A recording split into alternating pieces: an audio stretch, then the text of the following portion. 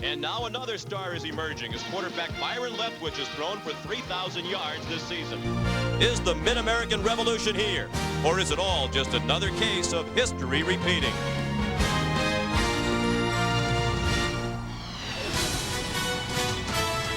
Championship Saturday begins in Huntington, West Virginia in the Mid-American Conference Championship game between the West Division champion Broncos of Western Michigan and the East champs, the Thundering Herd of Marshall.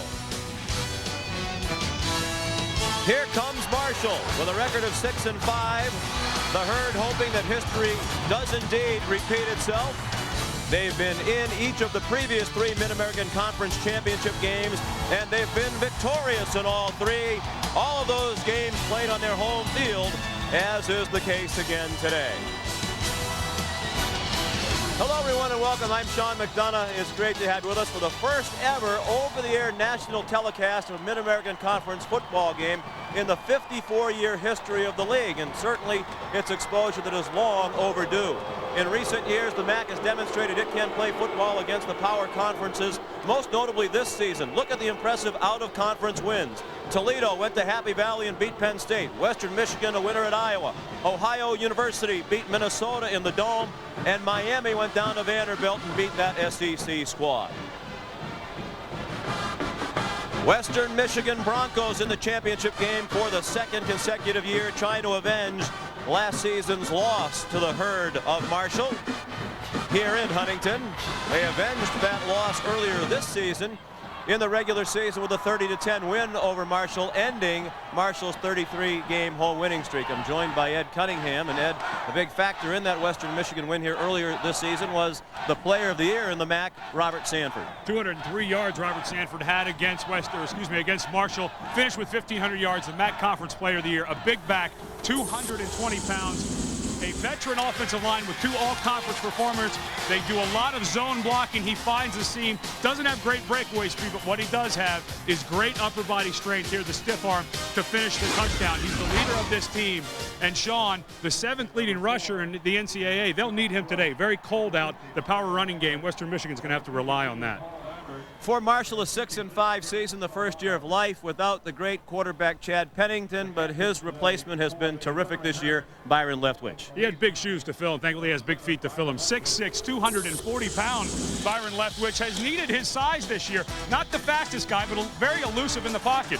Against Western Michigan in October, he was hit 15 times, still threw for nearly 300 yards. 3,000 yards on the season. He led the MAC Conference. But the most impressive part about Byron, he does not throw interceptions, leads the nation with only 9 interceptions for quarterbacks with over 400 attempts. These two teams very familiar with each other. It is their 4th meeting in 13 months. The coaches are old friends. Bob Pruitt and Gary Darnell were assistants together at Wake Forest under Al Groh in the 80s.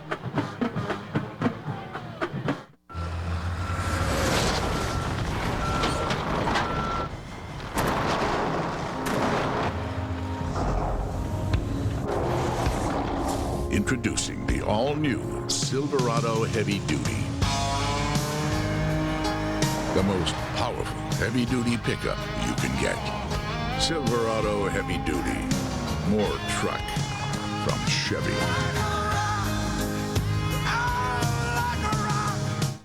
It all comes down to this. Ball on the 14-yard line. No timeouts left.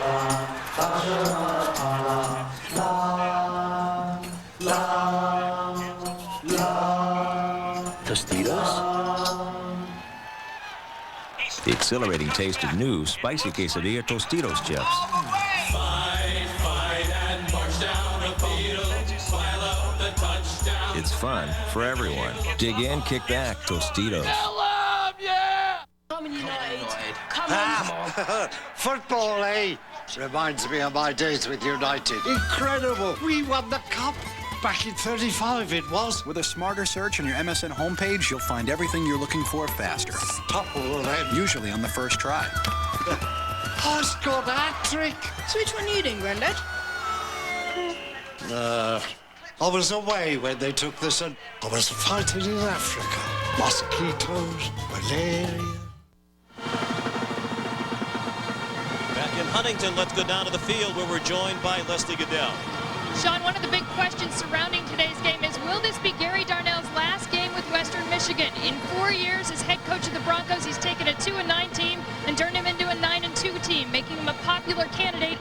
schools. Oklahoma State, Rutgers, Missouri, they've all expressed interest. 2 of those 3 positions have been filled. North Carolina now appears to be the realistic scenario. I spoke with Coach Darnell, and he said he is interested in the job. He was a Tar Heels assistant in the mid-'70s and said everything he's done since then, he's measured against what he calls Carolina quality. Darnell summed it up by saying, if you look up in a month and I'm working for Western Michigan, just grin for me. If I'm working somewhere else, grin even bigger. All right, Gary Darnell.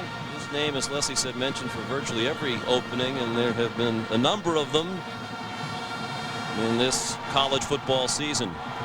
Western Michigan won the toss and deferred. They've now won the toss in 11 of 12 games this season. And they'll start on defense again. This has been their choice throughout the year. Brad Salent, one of the best kickers in the nation, kicks off. Darius Watts and Curtis Jones. And the MAC championship game is underway with a short kickoff to Curtis Jones right along the sideline. Nice move by Jones and a nifty return. Then he got buried along the sideline at the 26. Tackled by Jermaine Lewis. So Marshall begins on offense, led by Byron Leftwich, the sophomore from Washington, D.C. As Ed noted a moment ago, he threw for exactly 3,000 yards in the regular season, taking over for Chad Pennington. Completed nearly 61% of his passes, averaged 273 yards per game. And they felt a little slighted that he was left off all conference mention, not even honorable mention all conference, something they thought that they should get with this kind of numbers. Marshall again this year, primarily a passing attack, and Leftwich comes out throwing, and Nate Poole, his leading receiver, who steps out across the 30 to the 31-yard line, perhaps the 32. Poole had 63 catches in the regular season. Time for the Chili's starting lineup. The big problem for Marshall this year has been along the offensive line. They've lost 8 different offensive linemen due to injury at one time or another this year. Steve Content is the new starter at center. Jimmy Cabellos, the best of the bunch. He's an all-conference player at right guard. 2nd and 5. On the ground with Franklin Wallace. Also struggled with injuries at the running back position. Wallace was 4th string when the season began. He emerged as the starter in the 8th game of the year. He was a part of their starting offensive backfield, a redshirt freshman from Myrtle Beach, along with Darius Watts, Nate Poole, and Lanier Washington in the 3 wide receiver set, and Greg Kellett is the tight end. 3rd down and 3.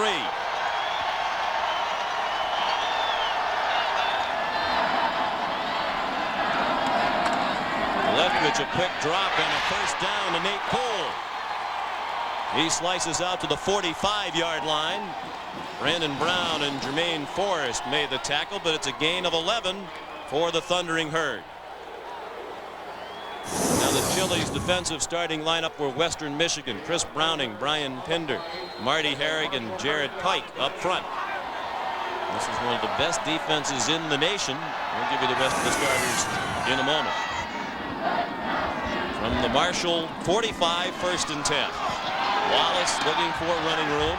He gained 2 out to the 47-yard line. This Western Michigan defense posted 3 shutouts during the season. Their 2 leading tacklers are the linebackers. Garrett Soldano, he's the team leader with 110 tackles. And Mario Evans, the middle linebacker, their 2nd leading tackler. Jermaine Forrest, the other linebacker starter. And in the secondary, it's Rogers, Brown, Lewis, and Ballard. Rogers, a 2nd team All-MAC selection this year. 2nd down and 8. And 3 wide receivers and Wallace, the lone back.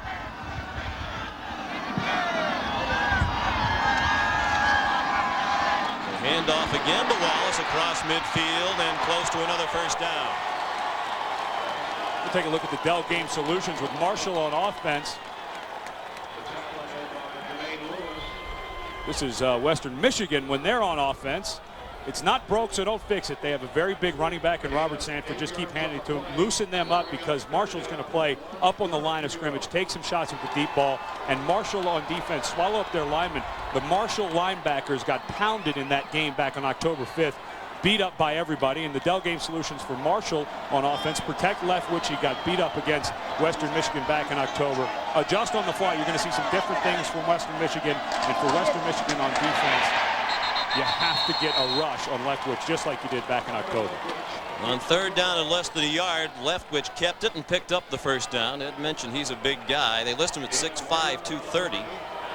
But the offensive coordinator, Ed Zonbrecker, told us he's really about 6'6", 240. He doesn't like to be listed as being that big because he thinks people might think he's a basketball player at that size. Well, luckily, Nate Poole, the wide receiver, told us yesterday he's not a great basketball player, so there shouldn't be much confusion, Nate said.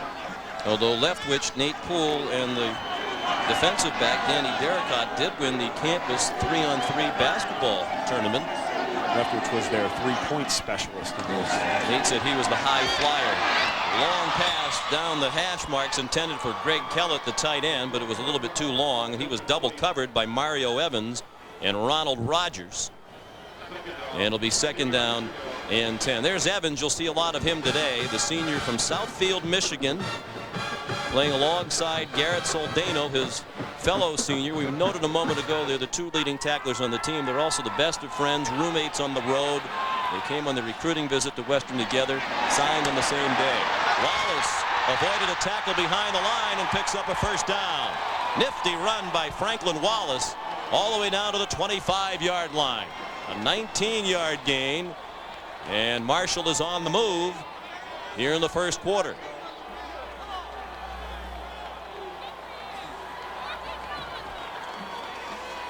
There is a flag on the play. Jack Winters, the referee.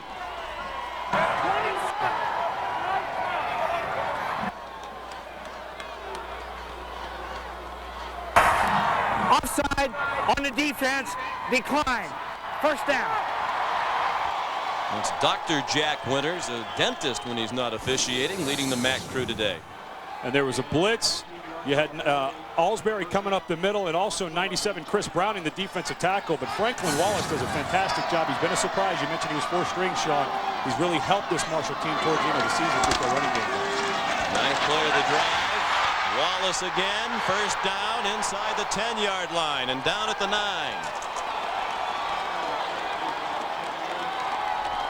And even though Marshall is not a running team, they're averaging over 4 yards per carry on the season.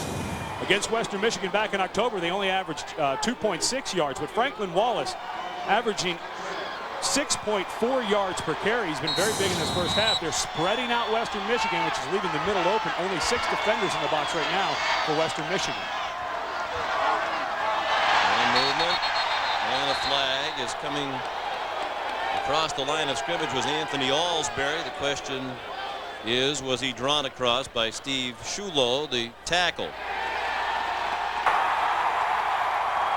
Offside on the defense. 5-yard penalty. Still first down.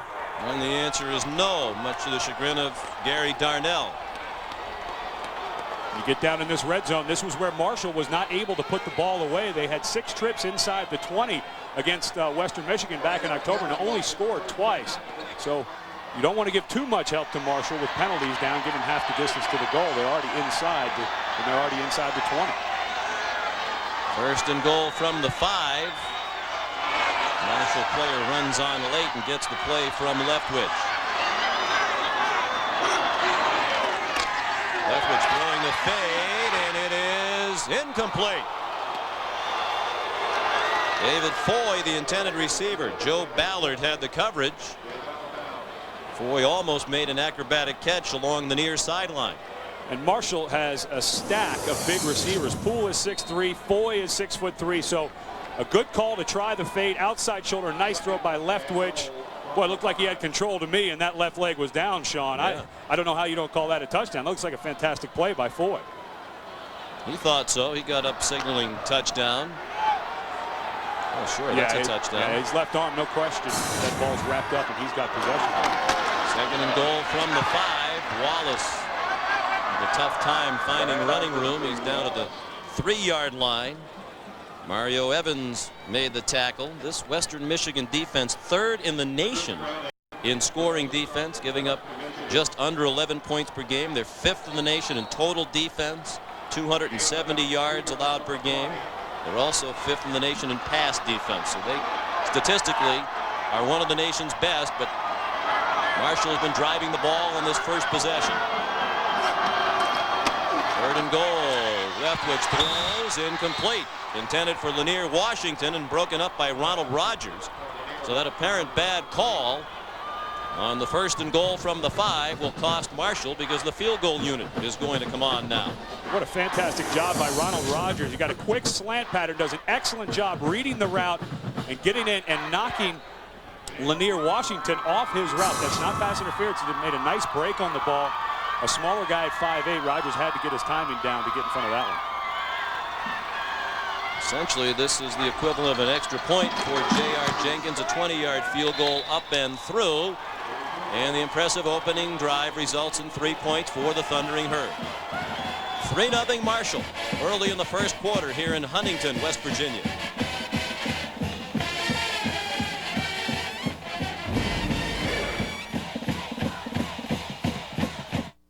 So there's this beef tenderloin, and Chili's asked, what if we flame grilled it? And served it with awesome blossom strings and called it ranch hand filet. And the people said, yeah, I could dig that. And here we are. Welcome to Transmegala, 268th floor, Information Services Division. Yes? We're from Luftgart. We provide enterprise IT consulting. T? ERP, CRM, and ASP management. Cake? 24/7 apps hosting. I already have one company for every application my division needs. How's that possible? I have Quest. The communications change everything. Ride the light, Quest.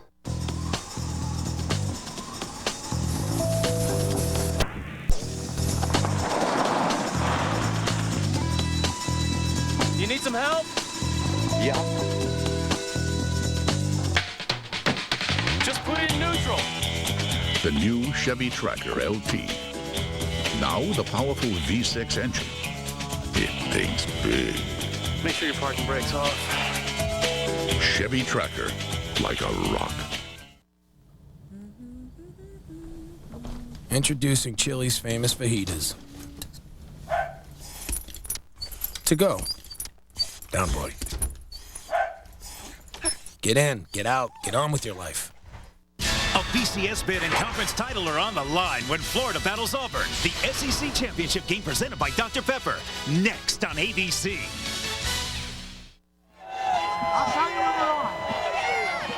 Well, the folks here in Huntington certainly very excited about the first ever over-the-air national telecast for Mid-American Conference football game. These two teams have met previously on ESPN and ESPN2. We're very excited about that exposure and today's exposure to the country as well. J.R. Jenkins, after his field goal, kicks off. He's a senior from Loganville, Georgia. And he decides to bounce it along the ground. Fielded at the 25-yard line by Scott Seltzer. Scott's probably happy to have that touch. He's the starting fullback. They don't use him all that often.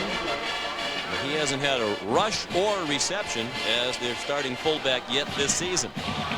Brought it back to the 31-yard line. So here comes the offense for Western Michigan, led by the junior quarterback Jeff Welsh. And just as Byron Leftwich had to wait behind Chad Pennington, Welsh has been waiting in the wings behind the greatest quarterback in Western Michigan history, Tim Lester. And they start with a trick play. Look at this formation. The throw is caught by Steve Neal for a gain out to the 37-yard line. Very interesting how they set up this trick play. They run the entire offensive line over to the left side. They're lined up. They've got 5 guys on there, 6 guys on the line of scrimmage.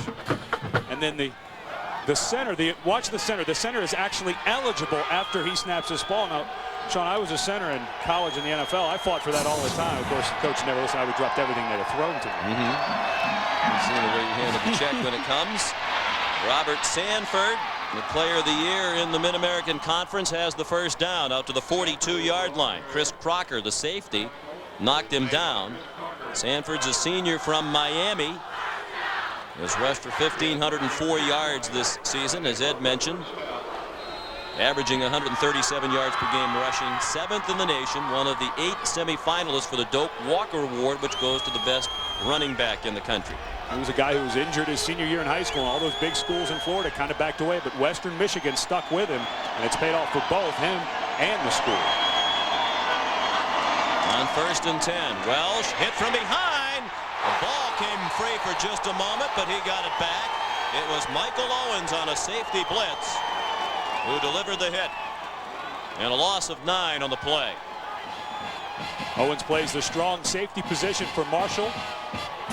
Lined up to the left side, the blind side coming right up there on the top of your screen, and Welsh never sees him. He has to get that in his pre-snap read. He has to see that the safety's hovering around the line of scrimmage, and he might have to throw hot. Did not see Owens coming. A big play for Marshall early. Owens not listed as a starter, but he's their 4th leading tackler on the season. Plays in a lot of nickel situations, and they'll play a lot of nickel and dime today, including on this down with 4 wide receivers in the game on 2nd down and 19. Welsh to the 4-man rush. There's a bullet knocked down by George Miller. Let's give you the Chili starting line ups for the Western Michigan offense. Around Jeff Welch. Up front, the veteran offensive line, Colin Greshik, the center, and Paul Lambert are all conference performers. In the backfield, Seltzer, the blocker for Sanford. Ariogan, the tight end. Alston and Neal, big play wide receivers. Alston averages 19 yards per catch. Neal had 57 catches during the regular season. 3rd down and 19.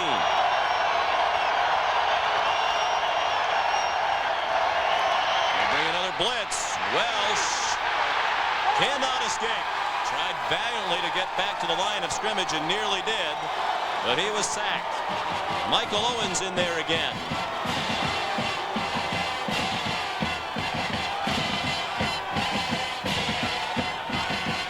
Ralph Street also applied pressure. Street part of that defensive front with Beckett, Parker, and Tobiesi. Miller, Yates, and Tynes are the linebackers. Matt Steffen on the punt for Western Michigan. A stumbling catch made by Maurice Hines. He's a dangerous return man. Good blocking along the near sideline.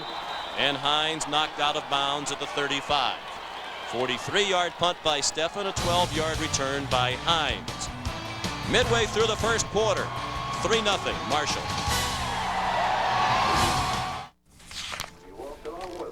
Want to start a family? Right now? I just got supplemental insurance. What's that? Aflac. Well, if we get sick, our health insurance won't cover things like lost pay or other expenses. This does. What's it called? Aflac! I don't know. Aflac. Without it, no insurance is complete. Hey there. Time for a holiday.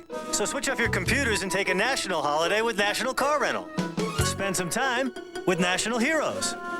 Or visit a national treasure. Or join the National Football League. But wherever you go, let National Car Rental get you there fast. With special low rates on compacts for only $149 per week in Florida and $159 per week nationwide. National Car Rental, what are you waiting for?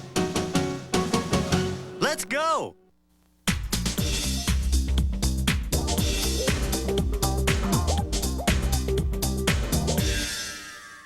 Big on taste, but low on cash? Try the new 99-cent BK Cravers menu from Burger King. 8 mouth-watering choices at an unbelievable price. Like the tasty chicken tender sandwich, delicious flame-broiled bullseye barbecue deluxe burger, or zesty jalapeno poppers. Just 99 cents every day at Burger King, where you can get great tasting food every day. Got the urge? College football on ABC Sports is brought to you by Chevy Silverado. It's not just any truck, it's the truck. By Budweiser, with the crisp, clean, refreshing taste you'll find in no other beer. By Aflac, without it, no insurance is complete. And by Dell. Right now, Western Michigan on defense.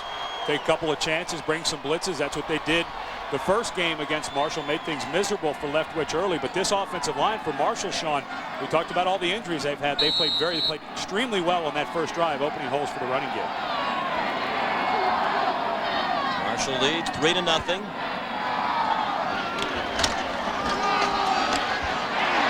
Two-back set for the Herd. And the carry out to the 40-yard line by Franklin Wallace. Mario Evans made another tackle. And Brandon Brown also in on the stop. Really nice job up front by this Marshall offensive line. Watch the left guard in the center going one-on-one against Larry King. Knock him right into the lap of the linebacker. The linebacker gets sucked up by the fullback, Kellett.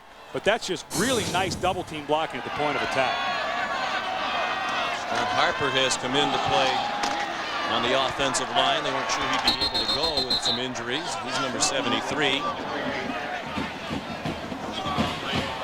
Wallace, the ball carrier again. He stopped short of a first down by about a yard. There's Scott Harper, who sprained his right ACL in the season finale against Ohio U. He was listed as doubtful, but he's out there giving it a go in this championship game. And he went into Coach Pruitt's office this week in tears, begging to play. And Coach Pruitt thought, there's no way this guy's going to make it on the field. But right now, they're owning the line of scrimmage. Harper in the center doing a fantastic job blowing open holes. 3rd down and 1. Quarterback keeper again. It worked on 3rd and 1 on the first drive, and it works again for Byron Leftwich out to the 46. Jeff Edwards is the center. He was the 3rd string center at the start of the year. Their starting center, KJ Greer, had to give up football after he kept having problems with dehydration. They found out he had just one functioning kidney. If he took a blow in the other kidney, it could end his life. And Jeff Edwards came in as his backup, and he got it. Somebody fell on his knee on Tuesday in practice. They didn't think he was going to be able to play today. Just problems all over this line, but early on playing very well. 1st and 10, Marshall from the 46. And a man wide open, 1st down and much more for Darius Watts. Outstanding throw by Leftwich. He threw a bullet right on the money to Watts for a gain of 25.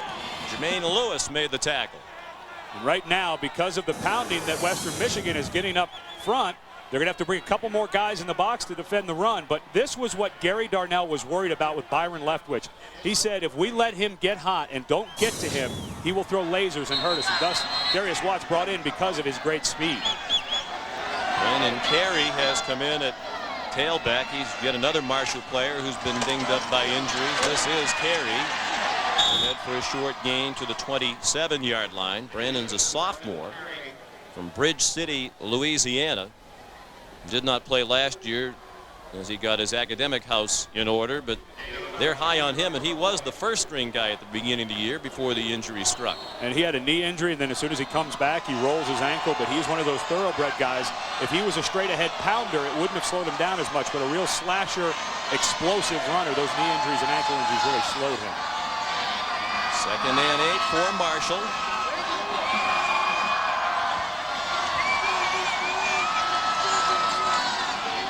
Leftwich zings another one. It is in and out of the hands of Darius Watts and ruled incomplete. He started eyeing all that open space between himself and the end zone and lost the football.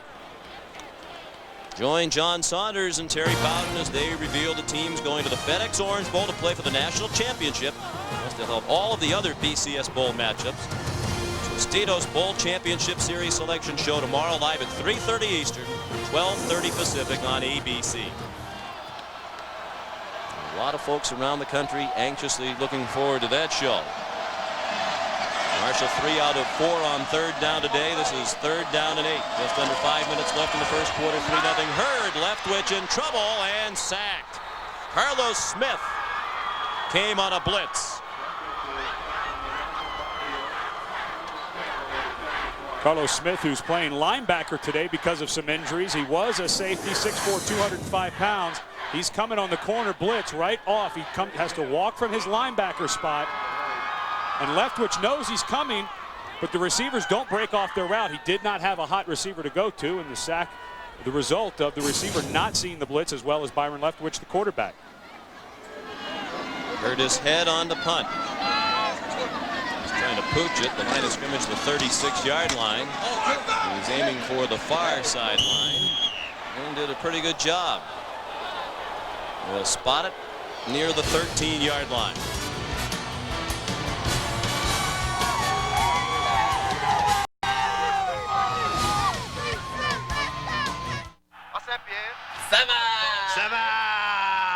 Konnichiwa! Konnichiwa! Who's a boogie? Who's a boogie? Now you can learn how to say what's up in 36 different languages. Just visit Budweiser.com today and learn useful phrases like was ist los, que pasa. Instantly bond with your fellow man the world over. Yo, telephone. Hello? To that. Who's a boogie? Konnichiwa! Mom, Dad, hey, it's me, Steve. This year, to avoid any confusion, I'm putting my wish list on video. All I want is a computer. Now hold on, Dad. It's just $849 for all of this. A Dell computer, speakers, monitor, 1 year of MSN internet access, an Intel Pentium 3 processor, which is awesome. And Dell will even throw in your choice of a free printer, free scanner, or free webcam. Because, Dad, I know how much you'll love free stuff. Mom, Dell's won more awards for service and support than any other computer company. And you don't even have to leave the house. All you have to do is call or go online. Anywho, happy holidays, your son, Steven. Get what you want this holiday. A great computer with an Intel Pentium 3 processor and a free gift. All for $849. Call or go to Dell4me.com now.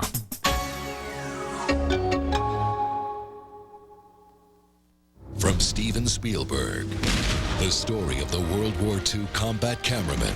Hosted by Tom Hanks, Shooting War, ABC Thursday, 9/8 Central.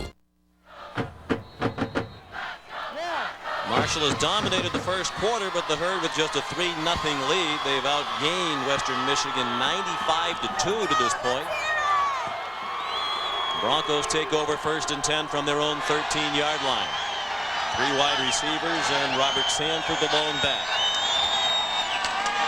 And he gets the call straight ahead out to the 21-yard line, tripped up by Chris Crocker. For those not familiar with the Mid-American Conference, there are 13 teams divided into 2 divisions. Marshall, the champions of the Eastern Division.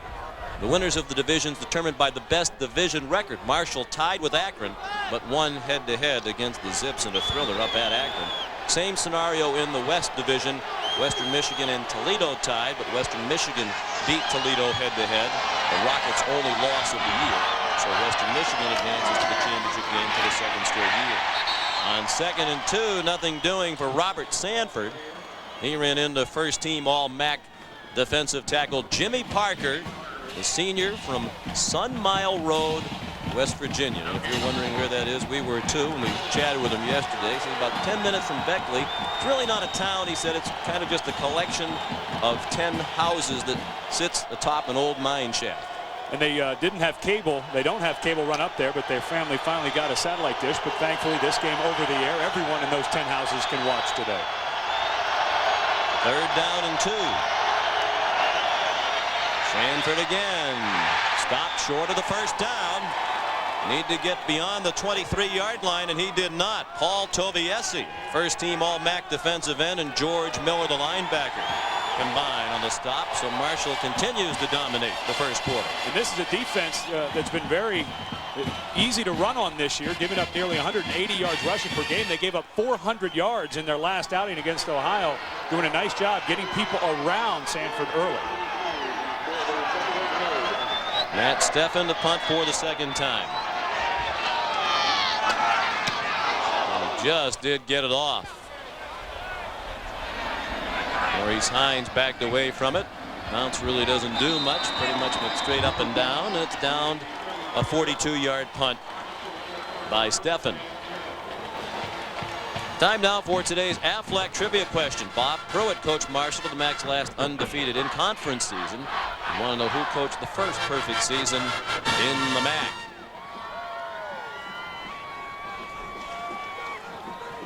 Bob Pruitt with an amazing record. Lost 5 games this season, 6-5. That's more losses than he had in his first 4 seasons here at Marshall combined. And he is all-time winning percentage, best ever, active, inactive, anybody. He's done a fantastic job taking over for Jim Donnan. Donnan set up, of course, now at Georgia, set this program up very well. Pruitt's winning percentage still 86% here at Marshall, his first college head coaching job, even with the 6-5 record this year. The pass for John Cooper incomplete. And yesterday it was announced that Bob Pruitt agreed to a 7-year extension to remain here at Marshall. He likes it here. He had chances to leave last year. His name has come up, as you would expect, for vacancies this season, but seems like he's putting down roots here at Marshall. Even as a steakhouse downtown, it's pretty good. Leftwich throws to the far side, and Lanier Washington tackled from behind around the ankles at the 41 after a gain of 5. It'll be 3rd down and 5. That's one thing, this Western Michigan defense, and right now they have Anthony Alsbury down, a guy that they cannot lose, a first-team All-MAC defensive end. He was a linebacker last year, and that's the one thing that they've done this year, become more aggressive, but also put more speed on the field. They took Alsbury and put him at defensive end about halfway through 99. They did the same thing with Brett Pike. They've gotten more speed on the field, and that time you saw Brian Pinder, defensive lineman. Every one of these defensive linemen for Western Michigan can run. All of them sub 5-second 40s. That was good pursuit that time by Pinder.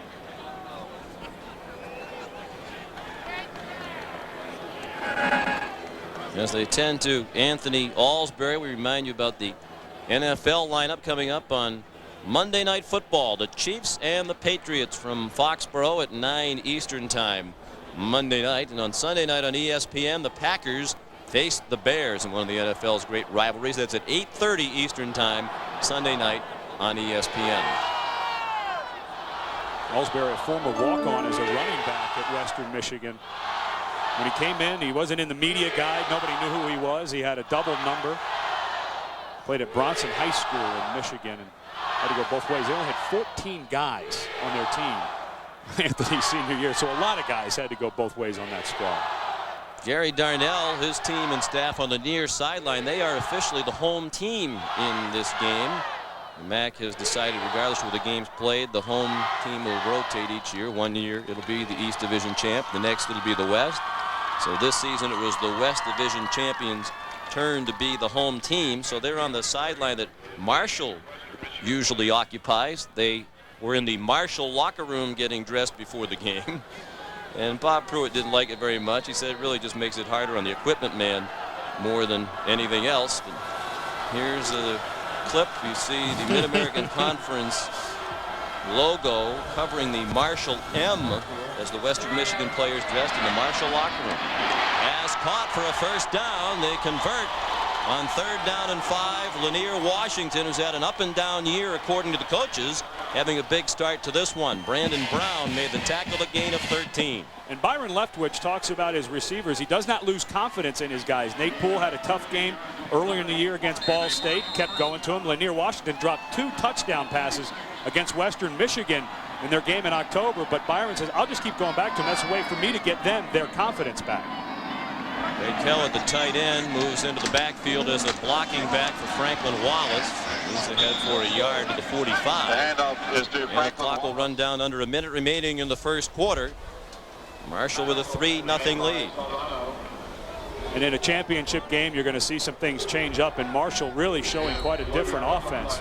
They averaged under 120 yards rushing on the season, over nearly 300 yards passing, kind of flipping that around, relying early on the running of Wallace. 9 carries, 57 yards rushing now for Franklin Wallace. 2nd down and 9. Wallace has been replaced in the backfield by Brandon Carey, and Leftwich appears to be changing the play. He zings another one to Nate Poole, who was close to the first down marker when he caught it, and he'll give him forward progress inside the 37-yard line. Brandon Brown made the tackle. We're pleased today to have the 1st and 10 line presented by Quest. And that's the quest for Marshall on this 3rd down and less than a yard, trying to get across that yellow line with the ball just outside the 36. All the Marshall players staying there looking towards the line saying, I think we might have the 1st down, guys. You want to try to measure this, but the officials seem to be steady in there saying, no, it's 3rd down. That's the end of the first quarter. Marshall leads Western Michigan 3-0. ABC Sports presentation of college football will return after this message and a word from our ABC station.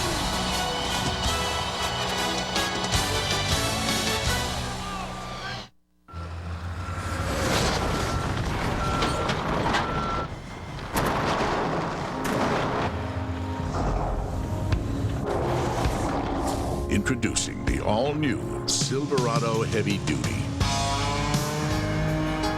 The most powerful heavy-duty pickup you can get. Silverado Heavy Duty. More truck from Chevy.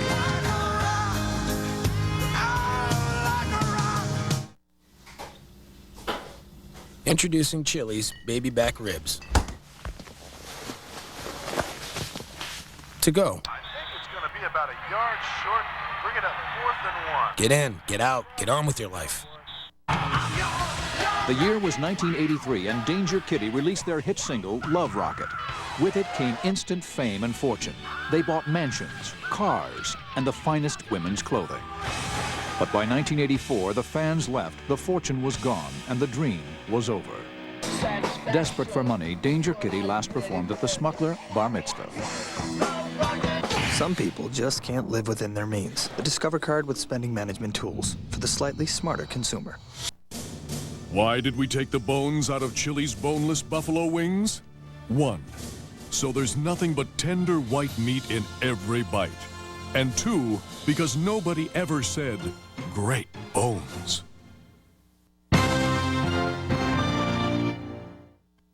Hello. We're here to sign up for the family talk plan. You're all family? Is there some kind of problem here? Look up here in the faces. Come on. Yeah, why you don't? No, I can see the the eyes. Hi, brother. Hi, brother. You're a little tall for an elf. We all grew up. Yeah, we all grew up in the... Family Talk. With free calling between family members, everybody wants in on it. Let me guess, you're twins? Yeah, that's right. Only from Southwestern Bell Wireless. Macy Jepson. Weekdays on News 8 at 5.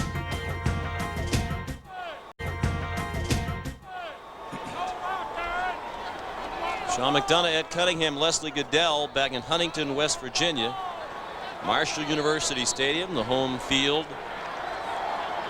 Thundering herd of Marshall, but today they're the visiting team on the scoreboard. They dominated play in the first quarter, but they have just a 3-0 lead. They try the quarterback sneak again for the 3rd time on 3rd down and less than a yard. And for the 3rd time, it is successful as Leftwich picks up the 1st down. 123 yards to 11 now. The total yardage advantage in favor of Marshall in the game. Western Michigan, you already mentioned, comes into this game as one of the top defenses in the nation. Gary Darnell, a former defensive coordinator at Florida and Texas, helping design the defense, getting more aggressive. But right now, Marshall just doing a fantastic job. Their offensive coordinator, Ed Zonbrecker, doing a nice job of changing things up in the middle of that offensive line. Sean, it was such a big question coming in, doing a fantastic job.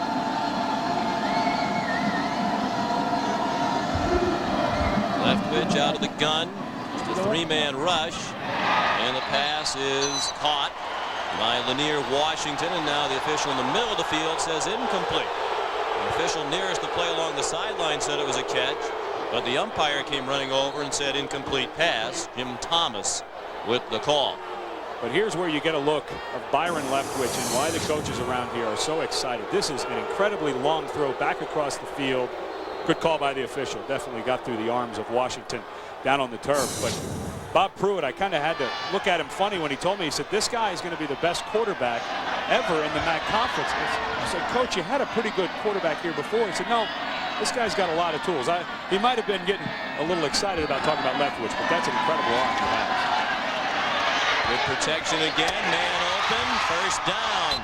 Nate Poole near the 20-yard line. Brandon Brown made the tackle. 15 yards and the completion to Poole. His 4th catch. Now 209 career catches for the senior from Danville, Virginia. Lined up on the outside here. Excuse me, he's lined up on the inside in the slot. It's a layered route where the outside receiver runs up the field and pushes off the deep coverage so that Poole can come underneath of it, and another nice throw by Leftwich. Movement along the line of scrimmage. Looked like Jimmy Cabellis, the guard, might have moved early for Marshall. Dead ball, false start on the offense. 5-yard penalty, still 1st down. He doesn't do much wrong. He was 1st team All Mid-American Conference for the 2nd year in a row. He's a 3-year starter, the senior from Alexandria, Virginia, out of T.C. Williams High School, which got a lot of notoriety this year. the movie that we all, well, not all of us saw. It did very well. Remember the Titans. And Bob Pruitt was the coach at Groveton High School from 1970 to 72, one of the teams that T.C. Williams played during that season of transition. 4 wide receivers on 1st and 15. Leftwich dropped by the tight end, Greg Kellett. Brandon Brown had the coverage. Kellett spun away from Brown at the last moment and became open, then just dropped the ball. 6'3", 250 pounds, another guy who, surprise, surprise, struggled with some injuries this year. This ball thrown to the outside. Kellett expected it to the inside, and as he came around, I think the ball caught him by surprise, hit him right in the hands. But I think that last spin around, taking his eyes off the ball, tough catch for a tight end to make.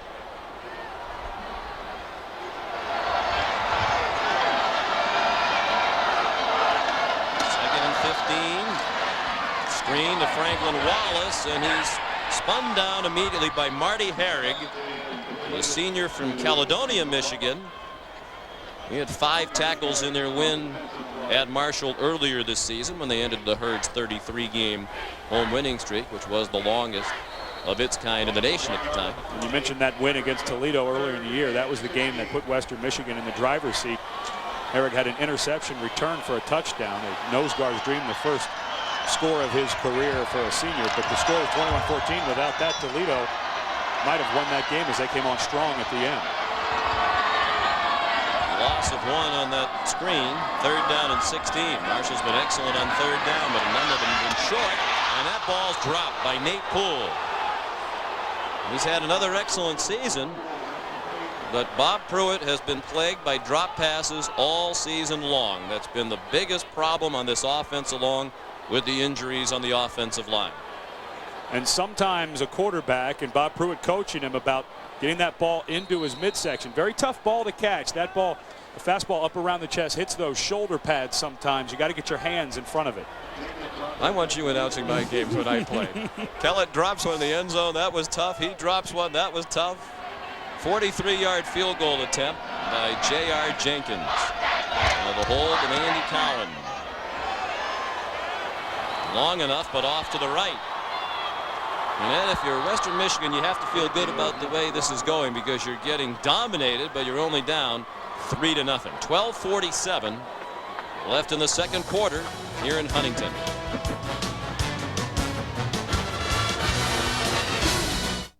Hey there, time for a holiday. So switch off your computers and take a national holiday with National Car Rental.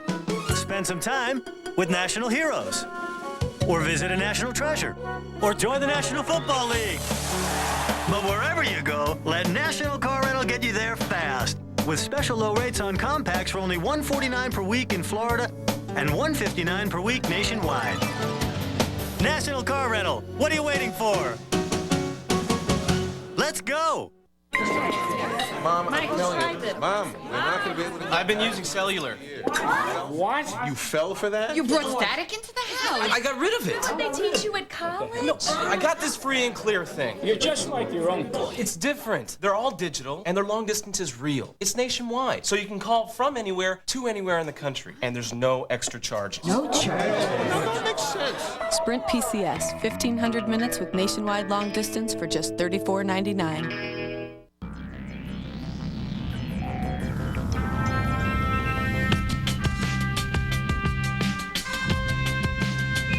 The whole world watches as a single step becomes a giant leap for mankind. Transportation advances again. The re-engineered, redesigned Chrysler Town & Country. The best minivan ever. During the Chrysler Holiday Sale, get 4.9 financing on Town & Country LX or low lease rates. Top-ranked Oklahoma continues their national title run with a rematch against Kansas State. The Dr. Pepper Big 12 Championship, tonight at 8, 5 Pacific on ABC. College football on ABC Sports, brought to you by Jeep Grand Cherokee with legendary off-road capability, by Courtyard by Marriott, the hotel designed by business travelers, by Burger King, got the urge, and by National Car Rental. So what are you waiting for? Let's go.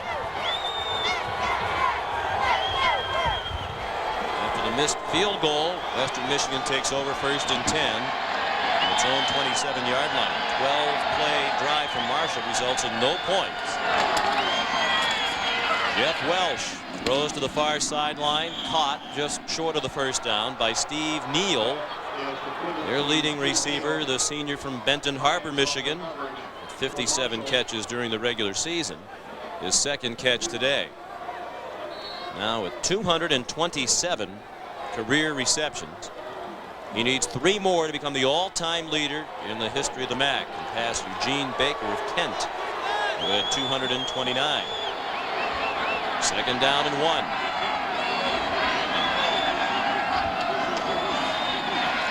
Welsh on the design rollout. Throws on the run. Nice catch. Marco Wolverton with a first down into Marshall territory at the 48-yard line. You know, we mentioned that Chad Pennington leaving Marshall last year. Well, Western Michigan also lost a great quarterback in Tim Lester, who threw for over 11,000 yards in his career. And Jeff Welsh came in, had to fight for the starting position, runs this offense, can change the play at the line of scrimmage anytime, does a really nice job distributing the ball around in this offense. Tim Lester didn't make it in the NFL, but he was drafted by the Chicago Enforcers of the XFL. First and 10. Sanford stopped for a loss of a yard. Excellent penetration by Jimmy Parker. We talked with Jimmy yesterday. He said the loss to Western Michigan earlier in the season just a product of too many mistakes. He said, particularly on defense, we had guys in the wrong gap, 2 guys in one gap, nobody in another gap. And if we can avoid those kinds of mental mistakes, we'll be successful. So far, so good. Second and 11. Sanford hands it off. It's a double reverse. The ball dropped by Steve Neal as he took the handoff from Josh Bush. Now Neal just kind of flipped it over his shoulder as he went out of bounds. And they're going to spot the ball back at the 43-yard line. So that'll be a big loss on the play. A loss of about 7. They went into the bag of tricks. And after Neal dropped the handoff from Bush, the play was in serious jeopardy. Now, Sean, with your offense going backwards more than it's going forwards, this is the second trick play that they've tried. Maybe they just need to go back to their basic offense. Neal, trying to do everything he can, is actually going to try, I think, to throw this ball at the end, and it slips out of his hand. But Western Michigan, just go back to what got you here. Robert Sanford running the ball and mix it in the play-action pass.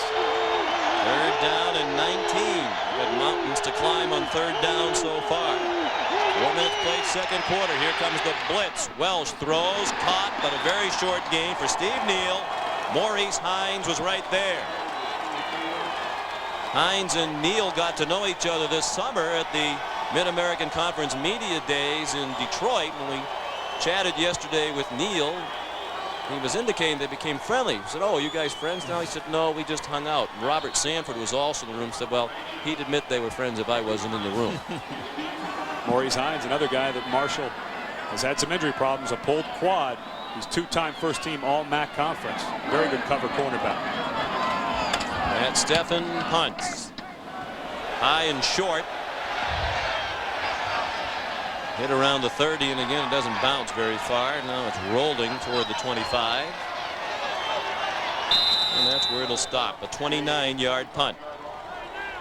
Coming up next, Championship Saturday continues with number 8 Florida taking on number 17 Auburn in the SEC Championship game, presented by Dr. Pepper.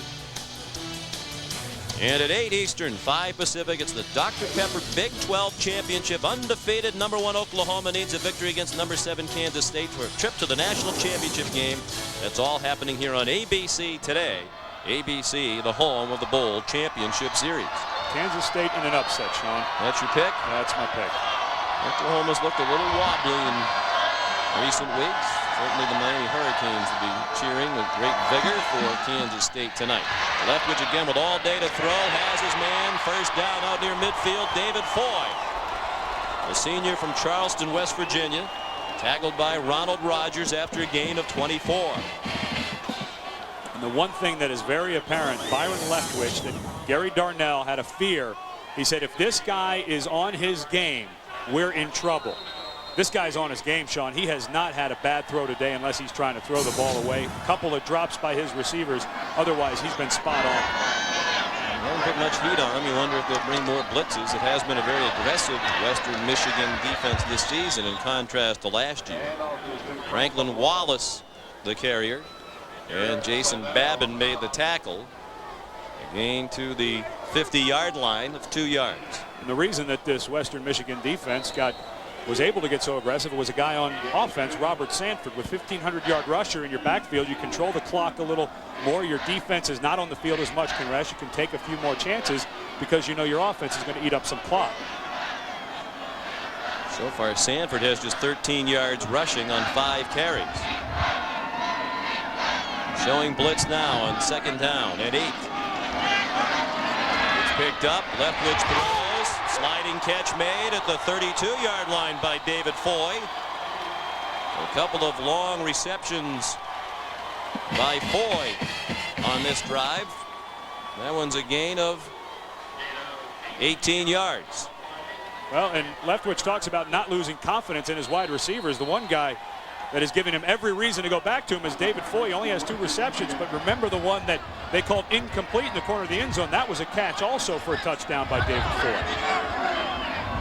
Total yardage now 181 for Marshall, 31 for Western Michigan, 122 of those yards through the air for Marshall. Leftwich in trouble, sidesteps the rush. Gets across the line of scrimmage and fumble, and it's recovered by Western Michigan. Jason Babin knocked it out, and Carlos Smith recovered it. A young quarterback, just a sophomore in his first year as a starter. He kind of downplays his athletic ability, but he does have quite a bit of athletic ability. Nice job getting away from the rush. Gets the ball tucked away. Goes airborne. Just a nice hit right on the ball by Babin. Not loose. You really can't fault Leftwich. He had it locked away. That was just a really nice hit on the ball. The very end of the play goes airborne, trying to gain some yardage, and the right hand of number 93 Babin, a true freshman, knocks it out. He's the only true freshman to play for Western Michigan this season. Broncos amazingly down just 3-0. Sanford finds some running room and has a first down, it seems, across the 41-yard line. Doug Hodges, the senior safety, made the tackle. He's a former walk-on at Marshall, now a starter in his senior year. Well, what a nice job by the right tackle, Matt Stover, coming all the way across the field. Watch the right tackle on the pull. Big number 60 gets out here and continues to run, and Sanford gets up behind him, and the cut block right here that springs Sanford. That's good running by a 280-pound man. 1st and 10, Western Michigan, its own 42. Scott Seltzer, we mentioned he didn't have a carry or a reception this season. Prior to that one, he has his first now. And it's a gain out to the 47-yard line for the senior from Carroll, Michigan. His teammates call him Moose after Darrell Johnston, similar type fullback for the Cowboys, didn't carry it very often, leading the way for Emmitt Smith for all those years. Emmitt Smith was a running back for Gary Darnell when he was the interim head coach at Florida for a year. Took him to the Freedom Bowl out in California. A team played the Washington Huskies, a team that I was on, played against Gary Darnell. 2nd down and 6. Movement along the line. I saw Seltzer doing that little back and forth motion. They call that their hump package when he comes in and dances like that along the line, and maybe that's what caused Jimmy Parker to move. Jimmy, a senior, lined up right there on the ball. He's a little excited to get up the field. The ball right underneath your nose. You got to be focused in as the nose guard and just watch that ball. Offside on the defense. 5-yard penalty. Still 2nd down. You know, we were talking about Jimmy Parker earlier, being a senior. Marshall, the most penalized team, 57 yards a game. That's actually a 20-yard improvement over last year. But Jimmy Parker, senior nose guard, has a busted bursa sac in his knee that swells up every time he lands on. The problem is they can't drain the knee because all the fluid goes into his thigh muscle and bruises his entire thigh. 2nd down and less than a yard now. Jeff Welsh on the rollout, throws into traffic, and it is incomplete. Intended for Josh Bush. Chris Crocker made a good move on the ball and nearly picked it off. Crocker, another one of those strong safeties in the game for Marshall. They like to have these guys a little bigger at 6 foot, 185 pounds, so that you have the strong safety who can go out and cover and can also be out there against a running back like Robert Sanford. You just have to have a few more guys around the line of scrimmage than Western Michigan has as blockers. Third down and 1. There's Seltzer again with that back and forth motion behind the quarterback. Sanford ran into the quarterback Welsh as he took the handoff, and it'll be very close. Ralph Street made the tackle and will likely require a measurement. Shame that Robert Sanford appeared to go the wrong way on that play. It was a counter play, and the offensive line did a fantastic job picking up the blitz of Marshall. The left side of the line, they completely cleared out a lane. Wouldn't even have been close if he would have gone to the left instead of the right on that play.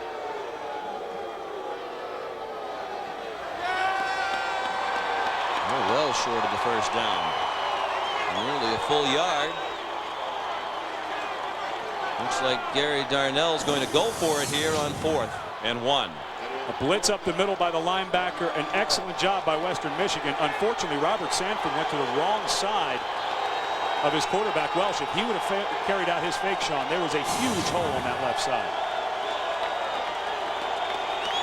And the Marshall fans making noise now with Western Michigan facing 4th down and 1, and Sanford stopped for a loss. Great penetration through the line of scrimmage by Danny Derricott. George Miller also in on the play, and they threw Sanford for a 2-yard loss.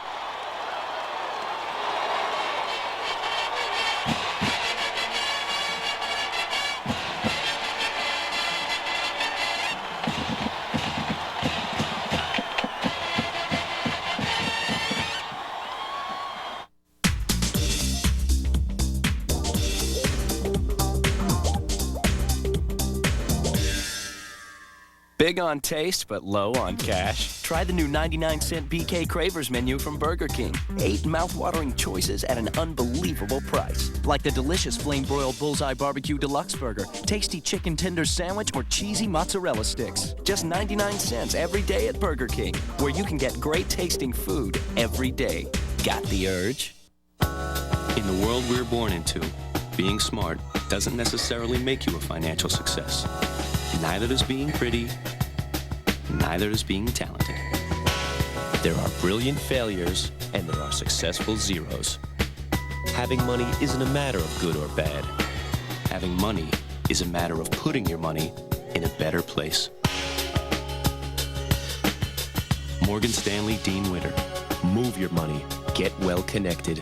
When cold winds begin to blow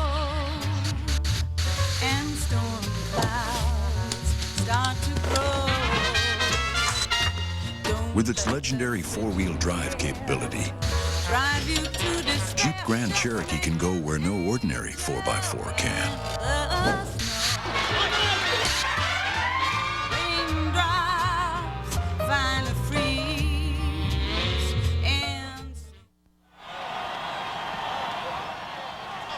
Back in Huntington, West Virginia, Marshall has controlled the play throughout the first half with a lead just 3-0 for the Thundering Herd. 1st and 10 Marshall from the 49-yard line of Western Michigan after they stopped the Broncos on downs. Leftwich out of the shotgun. Has a man wide open. Kellett catches the ball this time and rumbles down inside the 25 to the 23. 26-yard gain. Jermaine Lewis made the tackle. Kellett not a guy that you really as a defense have to worry about that much. 11 receptions coming into the game, but very early on Marshall has shown Western Michigan seems to kind of forget about the tight end. This time he gets behind the linebackers. All the receivers were running routes 20 to 25 yards downfield, and Kellett stayed in block for just a second, released, and the linebacker not able to pick him up. Well, it's a junior from Columbia, Maryland. He's coming back from an Achilles injury. 1st and 10. Leftwich 11 out of 19 with several drops. That's another completion, this time to Darius Watts. Ronald Rogers ran him out of bounds at the 13-yard line. Very near another first down. One of the straights coming into the season for Marshall was their wide receiving core. A bunch of seniors, 4 of them, with over 400 catches between them. But Darius Watts, a true freshman who came in, and because of his speed, there was just no way they couldn't put him on the field. He is second in the country, a true freshman, coming into the game with 32 receptions. Think you're ready to answer our Aflac trivia question as they have the measurement? I have no clue. I do, because I cheated. Number 2, I think it is, he coached at Notre Dame. After coaching in Miami, Ohio. Now just known as Miami. It is a first down for Marshall. Bob Pruitt, blah, blah, blah. You heard the rest of it. Let's get to the answer. The suspense is killing us. There it is. I thought you said Bill Mallory was. He was the most recent one, I believe, at Miami back in 1973. Because in the Marshall notes, it has all the lists of the undefeated seasons. I like the back pedal there. Quarterback draw for Leftwich. Nice running. He protects the ball after his fumble a moment ago and goes down to the 8-yard line. A gain of 5. Garrett Soldano made the tackle. It'll be second down and 5. There's Soldano, the senior from Onstead, Michigan. We chatted with him yesterday about his close friendship with Mario Evans. We talked about it earlier. Their roommates came to the recruiting visits at the same time, committed the same day. The teammates call them Salt and Pepper. And they are the best of friends. Their parents have become the best of friends and traveled to all the games together. James and Yvonne Evans and Roger and Mary Soldano. His dad, Soldano's dad, Lieutenant Colonel in the Army. Empty backfield behind Leftwich. And whistle stopped the play. I like the nickname that Robert Sanford, the running back, had for them. Soldano is the emotional leader of the defense, and Mario is the what he calls the sensical leader. He says he calls Soldano talks with no sense. Dead ball, delay on the offense. 5-yard penalty, still second down. It's a big penalty for Marshall. You get down inside that 15-yard line. You don't need to start going backwards. But Robert Sanford said Soldano is talks with no sense, and Mario Evans is talks with sense, because Soldano gets to going emotionally and you can't understand what he's saying, but Mario Evans always goes to the brain a little bit and explains things that people can understand. Brandon Wallace, the lone back, on 2nd and 10 now. They're back at the 13-yard line. A blitz, well picked up. Leftwich throws, diving attempt, incomplete pass. Ball skidded along the ground, say the officials. Darius Watts with a great effort. And shades of the earlier meeting this season, Ed, between these two teams. Marshall moved the ball from 20 to 20 very well and bogged down in the red zone. And they're having difficulty there again today. And Darius Watts, the outside receiver, running a short post, was wide open. Looked like he might have got his hands underneath. It came out there, though. The official said that when he got down on the ground, it bobbled on the ground. But that was probably the worst throw for Leftwich all day, and it really wasn't that bad. 3rd down and 10. 5-man rush. Leftwich throws too high. Intended for Darius Watts. The total yardage now 223 to 44 in favor of Marshall. And if this field goal try is successful, it'll be only a 6-0 lead for Bob Pruitt. When we were talking to Nate Poole, the senior wide receiver, yesterday, he said when we get inside the red zone, it cannot be field goals. Well, that's what's starting to work out here for Marshall. You've mentioned, Sean, they're moving up and down the field, but all of a sudden they get bogged down and make some mistakes, and a penalty moves them back and takes them out of range to get a first down. 29-yard field goal try for J.R. Jenkins. He made one from 20 yards and missed from 43.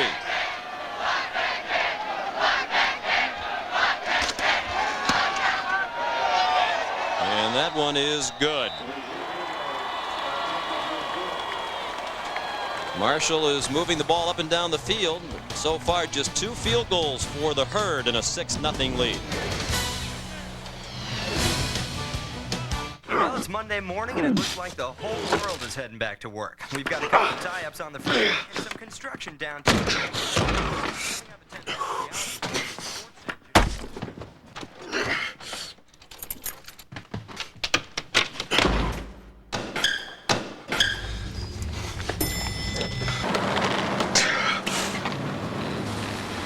Come Monday, we all need a little coaxing. Come on, United. Come on. Football, eh? Reminds me of my days with United. Incredible. We won the cup. Back in 35 it was. With a smarter search on your MSN homepage, you'll find everything you're looking for faster. Stop all them. Usually on the first try. I scored a hat-trick. So which one are you doing, Grandad? I was away when they took this and I was fighting in Africa. Mosquitoes, malaria.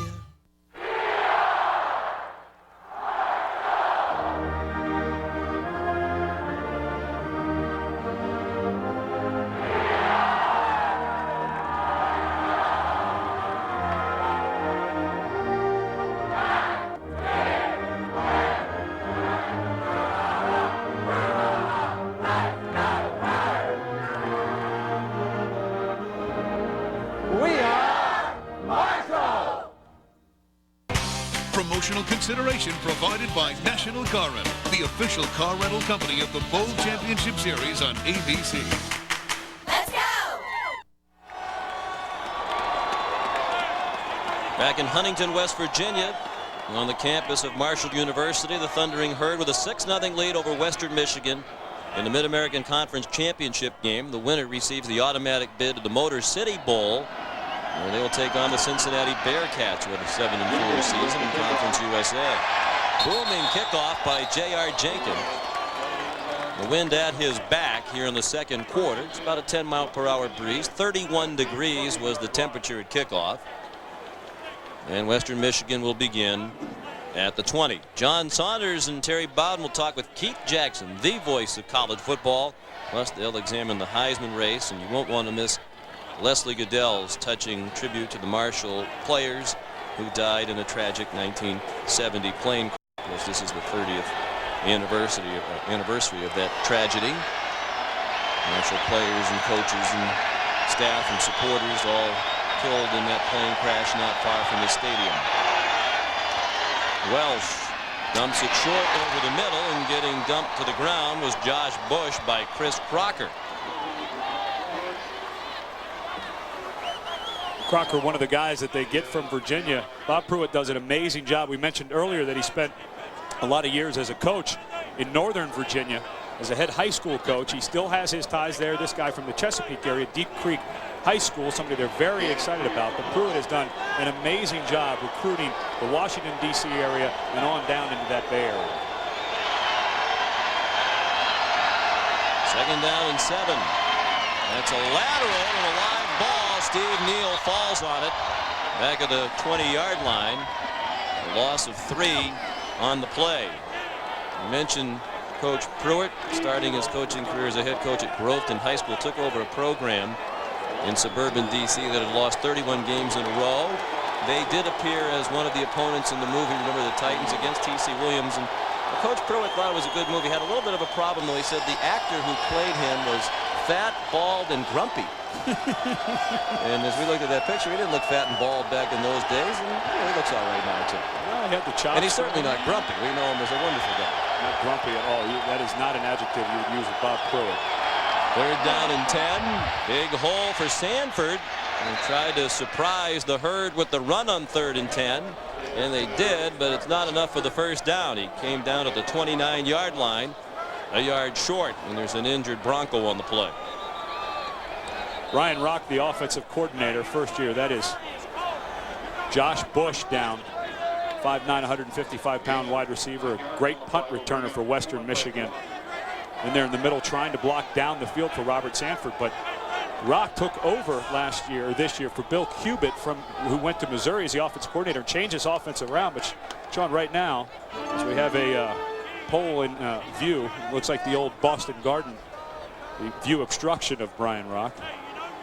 But early in this game, Sean, a little confused by they haven't gone to Robert Sanford very much at all, and that only down 6-0. You think they would start riding that horse?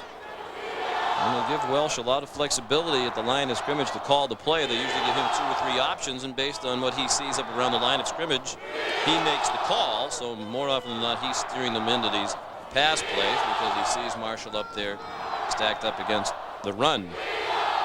Coach Cubitt, who you mentioned, went to Missouri as the offensive coordinator. His name has come up prominently as perhaps the leading candidate in our understanding to be the head coach at Western Michigan should Gary Darnell leave and take one of these vacancies for which he's been mentioned, most notably at North Carolina, perhaps again now at his alma mater, Oklahoma State, after Dirk Cutter made an about-face and went on to Arizona State instead of Oklahoma State. And when we were talking to the players yesterday, they said, no question, we want a guy who's been in this program. Don't change a bunch of things. And in a program like Western Michigan, you have to know the ins and outs of how to recruit there, what you can and cannot go after. And Cubitt, obviously a guy who's been in the program and knows the way it works. Matt Steffen on the punt. The wind knocked that one down. And it struck a Western Michigan player near the 39-yard line, a 33-yard punt. Well, everyone wants to know, going to be the two teams going to the FedEx Orange Bowl to play for the national championship. John Saunders and Terry Bowden will reveal that information. They'll have all the other BCS Bowl matchups on the Tostitos Bowl Championship Series selection show tomorrow, live at 3:30 Eastern, 12:30 Pacific, right here on ABC.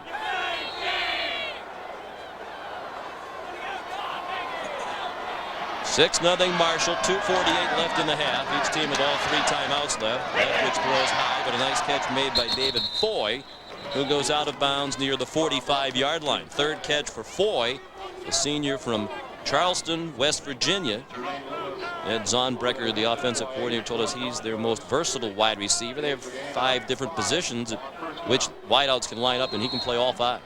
And he was a guy that was the beneficiary of Nate Poole being double-teamed, set a record against Kent State with 15 receptions. We're seeing the same thing here today, taking Nate Poole out of the game and David Foy having another big one.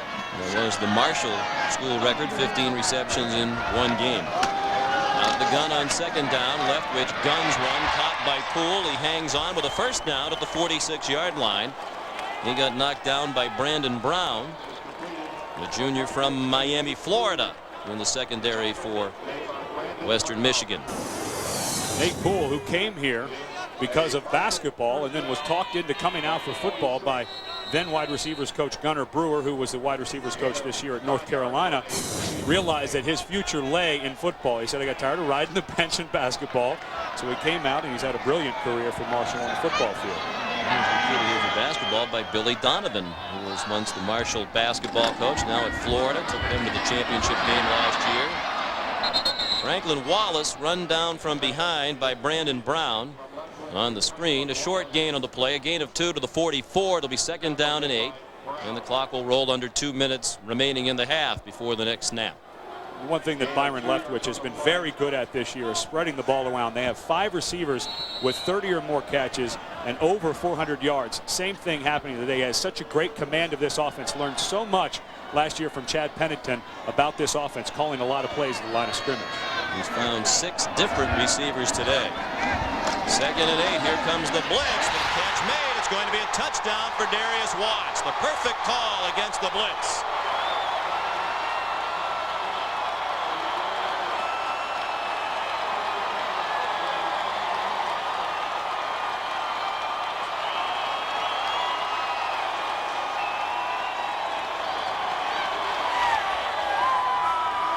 Chuck Drisbach, the defensive coordinator from Western Michigan, kind of talked Coach Darnell into a more aggressive package on defense. But what happens, sometimes you're going to give up big plays. That time Ronald Rogers had one-on-one coverage against the fleet-footed Watts, and he takes it the distance. Gary Darnell shell-shocked. This team has been manhandled here in the first half. 44 yards on the touchdown by Watts, the true freshman. And the extra point up and good by J.R. Jenkins. The coaches didn't think Watts would play this season. They had a number of veteran wide receivers, all the seniors Ed talked about a moment ago, Washington and Poole, Foy and Cooper, but Watts too talented to keep off the field. He has the best speed, and he demonstrated that speed as he took the Leftwich pass to the end zone. One-on-one coverage to the outside. 3 guys blitzing, so you end up with a 7-man rush, no safety in the middle of the field. Ronald Rogers tries to make a play on the ball. Another excellent throw, though, by Byron Leftwich. Right before the snap, we are right next to the Western Michigan coaches box upstairs. You could hear their assistant coaches screaming, "Go!" And they wanted that blitz to get near the line and get to the quarterback more quickly than it did. They didn't go, and it was Foy who went the distance. 218 yards passing in the half now for Leftwich. And you cannot throw against a blitz any better than that. Being 6'6", 240 pounds helps to get over the top when that blitz is coming. But, Sean, you just can't say enough about this Marshall offensive line. As beat up as they are, they gave Leftwich enough time with a 7-man blitz coming up the middle. Jenkins ready to kick off. Rashad McDade back deep, the junior from Cary, Illinois.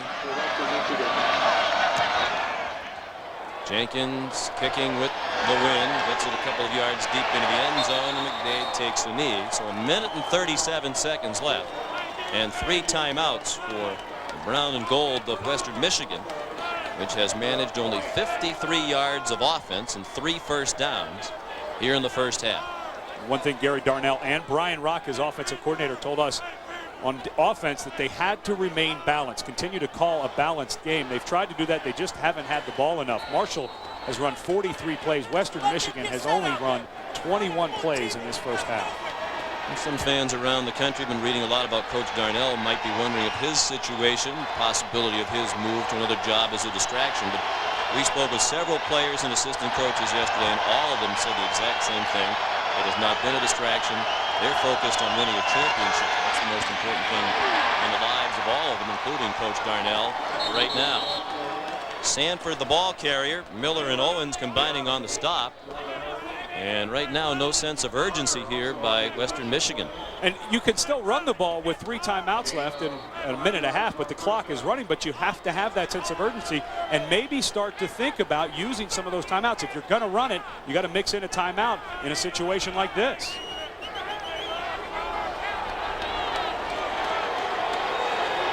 Three wide receivers and Sanford the lone back. 1 minute left in the half. Fooled by that. That's a gain of 1. Doug Hodges, the safety, up on the line of scrimmage. Now, Sean, if I'm Marshall, I'd take a timeout. It's very obvious Western Michigan just wants to get to their locker room at halftime.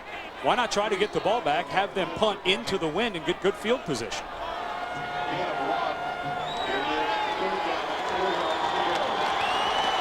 Third down and 4. The 1st and 10 line here in the second quarter, presented by Pacific Life.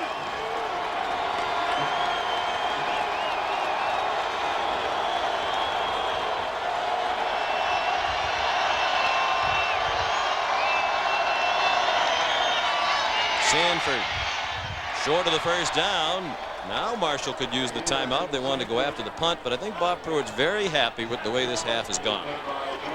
But I'm a little perplexed that Gary Darnell did not try to move the ball. I know they're going into the wind, but with 3 timeouts and 1 minute 50 left, I think you got to take a couple shots down the field. Halftime in the Mid-American Conference Championship game. Marshall, the underdog, with a 13-0 lead over Western Michigan. 283 yards to 62, the advantage for Bob Pruitt's team, and he's with Leslie Goodell. Coach, certainly putting up the yards and holding Western Michigan. Things you liked about the first half and what you'd like to see changes in the second half? Well, we need to catch the football. We've dropped a number of balls, and we need to get a little bit more proficient in the red zone. We've had an opportunity to really put the ball game away. We'll let them stay in it. Our defense is playing real well, but this will be 2 halves, and we just got to come back and play good, strong defense and then put the ball in the end zone when we have the opportunity. Great, Coach. Thanks. 13-0 Marshall at halftime. Let's send you back to our ABC studios where it's a little bit warmer. And here's a former Western Michigan hockey player. I'd love to say stand up, but that might not be quite accurate. Our good man, John Saunders.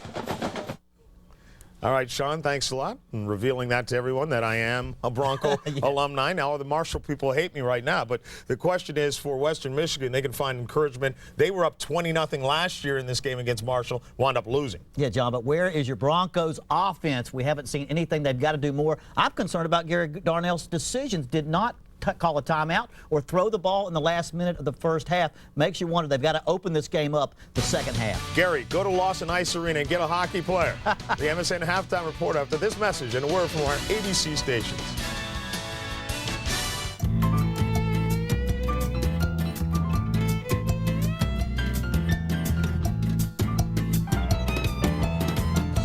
It's always special when you bring your first one home. Chrysler Voyager. His in-fans home from a game against East Carolina crashed. All 75 people on board perished in one of sport's most devastating tragedies. The pain is endured to this day. Visible remembrances are everywhere. For example, 75 flags, one for each person, lost line the boulevard that runs from the stadium to the cemetery.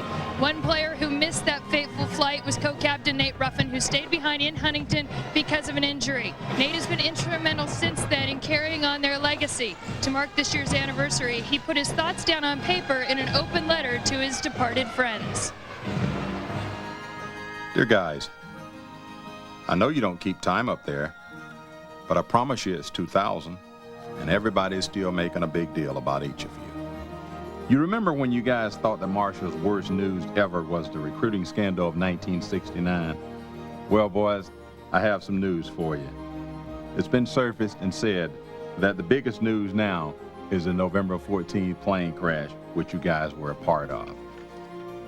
I waited for you guys, by the way, at the Keith Albee Theater to see if you guys had won the game, but the crash postponed our meeting. People cried for nights and days, and we identified all but 6 of you. But we know who you were, and so you are remembered also. Just like our dream was to be winners, the teams that followed you guys were very heroic. Against great odds, they lost every season until 1984. And then in 1987, they went to the national championship in Pocatello, Idaho. I even hitchhiked. Guys, you know I probably could have gotten the money from somewhere, but all the flights were filled. We lost the game, by the way, but thousands of diehard Herd fans witnessed the scene, and I know you guys saw it too. By the way, there are a lot of people remembering you in a lot of different ways. Old Sharkey Student Union was renamed in honor of you. You all remember that place. But now you'd never recognize it. Has a big tulip in front of it, and each one of the little heads on top of it represents one of you. It's a fountain, they say, but people come from all over every November 14th and remember you. For a while, I wished I were with you guys, but I realize now, many years later, that I was left here to keep your memory alive. As I close my letter, you know you guys helped me get a blessing from the guy in charge. I'm a grandpa and have 3 children. Finally, I have a personal problem of my own I want to talk to you about. I have colon cancer and am about to be treated for leukemia. But the big coach in the sky hasn't called me yet. If we need you guys on Saturday, we hope we can depend on you because you're always our 12th man. Co-Captain Nate Ruffin.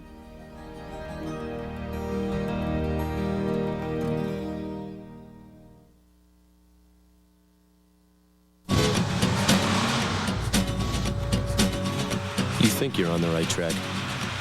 You save $10 on a $10,000 stock trade, but then you lose $100 because of lousy execution. There are no shortcuts to financial success. Anyone can offer cheap trades.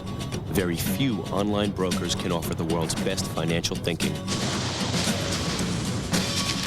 Morgan Stanley Dean Witter. Move your money. Get well connected. I wish you well. Go ahead. This holiday season, I wish for happiness and prosperity for our family and peace on earth. I wish for a grill guard, a tool set, floor mats, ooh, seat covers. Pep Boys has what guys want. Custom alloy wheels in stock from $69.99 and 35,000-mile tires, 4 for $99. Pep Boys, one more reason cars like us, people love us. The Bowl Championship Series is much a part of college football as ABC Sports. Coming New Year's Day, it's the Rose Bowl presented by AT&T, followed by the Tostitos Fiesta Bowl. January 2nd, the Nokia Sugar Bowl. And January 3rd, the FedEx Orange Bowl for the National Championship. The Bowl Championship Series only on ABC.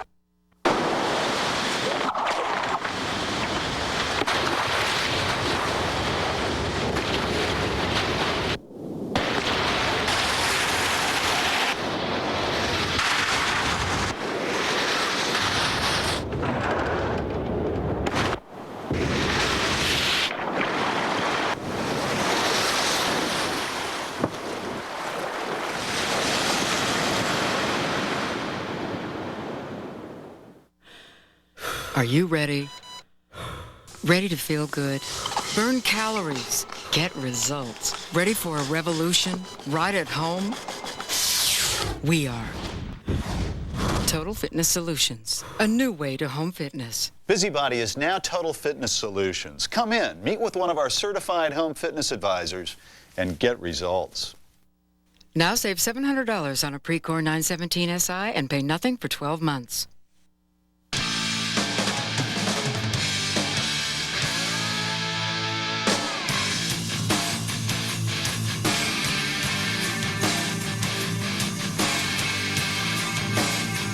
No Jekyll, all Hyde. The new 210 horsepower, supercharged Nissan Frontier.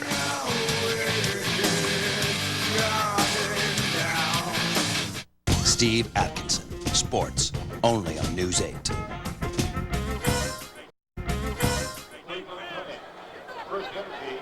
Back in Huntington, West Virginia at halftime of the Mid-American Conference Championship game, Marshall leads 13-0, but as Bob Pruitt, their coach, told Leslie Goodell at halftime, they really could have perhaps put this game away in the first half. They were hampered by a lot of drop balls.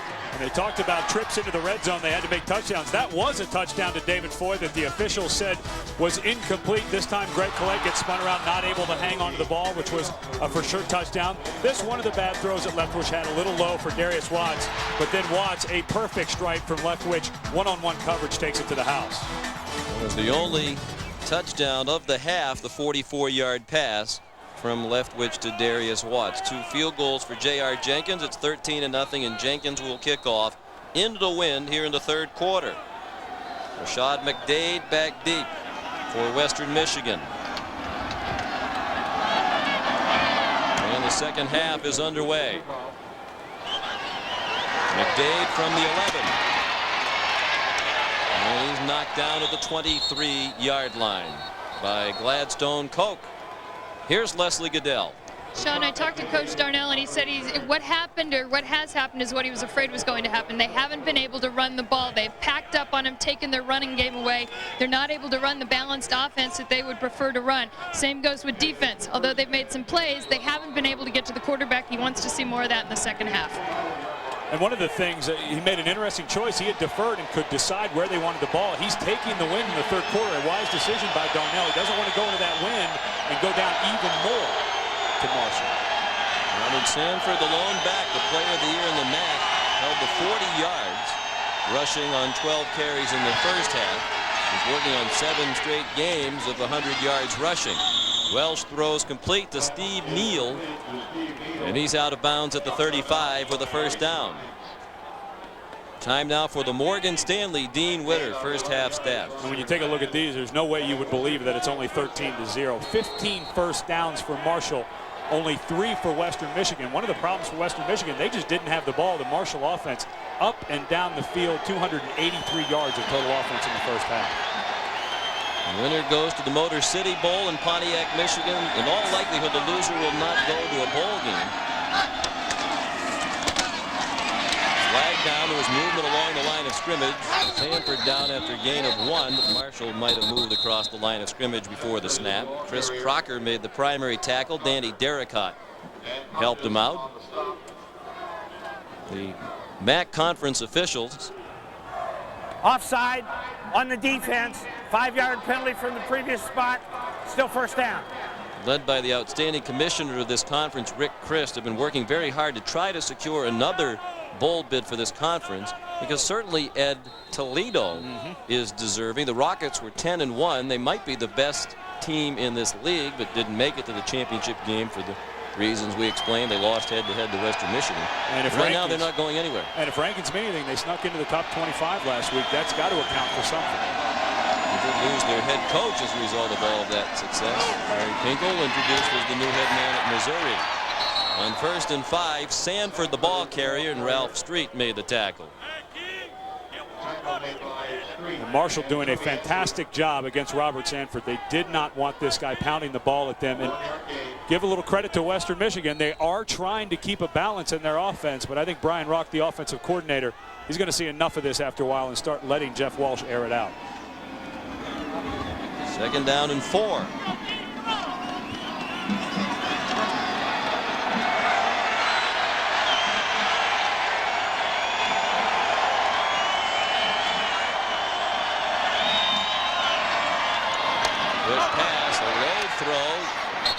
Neal took it in and takes it out near the 1st down marker at the 46-yard line. Looks like he has it by about a half yard.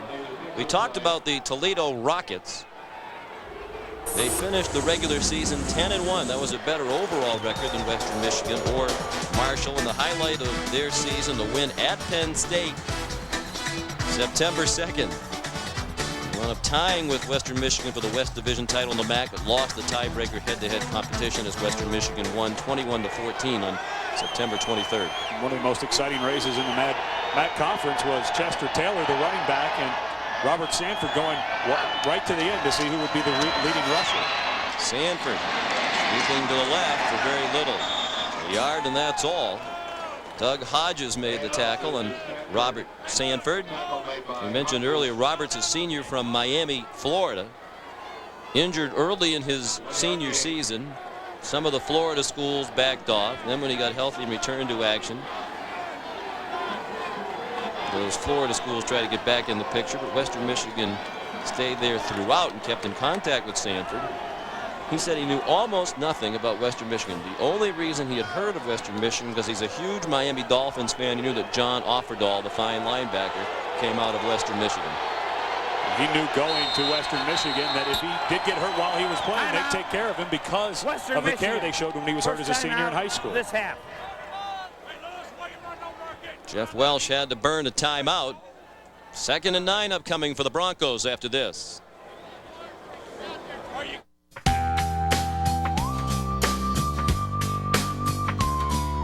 Policeman, fireman, the mayor of my town. The dude's hanging off with a paper truck. Mr. Chang, down at the local deli, sells me morning coffee, wishes me good luck.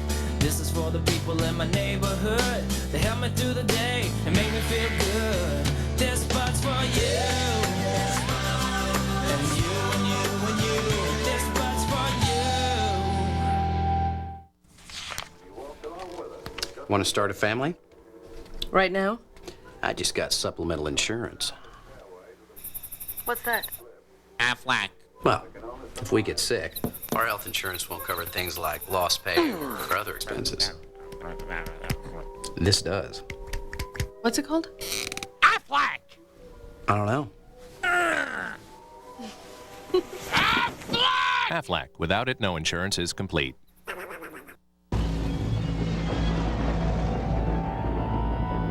Remember the A-Team? Now there was an odd bunch of individuals. They always had some cockamamie scheme to get out of a jam. It never sounded like it would work, but of course it always did. Week after week, same time, same channel. Those were my boys. The Ford F-150 Super Cruise. Built Ford tough. 1999 world champion Maria Butirskaya in her first event of the season. Plus Skate America champion Timothy Gable. The Nation's Cup, Sunday on ABC. 13-0 Marshall, opening drive of the second half. It's Western Michigan with the ball after Bronco timeout. 2nd down and 9. And goal at its own 46-yard line. Trying to get Sanford going. He's around right end into Thundering Herd territory and down at the 48-yard line. A gain of 6. George Miller made the tackle. On the last catch by Steve Neal, a milestone of note as he became the all-time career reception leader in the Mid-American Conference. Now 230 career receptions, breaking the mark of Eugene Baker. He also has become the all-time receiving yardage leader, 3,539, breaking Baker's mark as well. 5 catches today for Steve Neal. Western Michigan 0 for 6 on 3rd down today. They've had some long distances. They finally convert on a pass to Josh Bush down to the 34-yard line.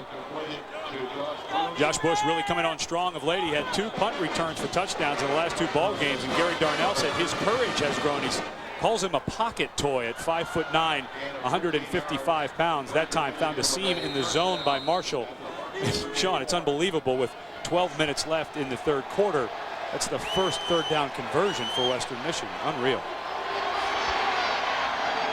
14-yard gain on the completion of the junior from Miami, Florida, Josh Bush.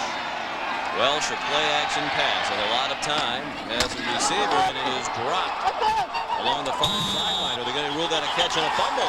Apparently they are. Seltzer dropped the ball. George Miller came up with it. They're calling that a catch and a fumble, and Marshall takes over the 30-yard line. Well, Seltzer, you mentioned earlier in the game, Sean, he hadn't touched the ball coming into today's game. This is the 4th time that he will have touched it. But he is about the 4th option for Jeff Welsh, reading the left side of the field. He has to reset his feet, comes back across to his safety valve.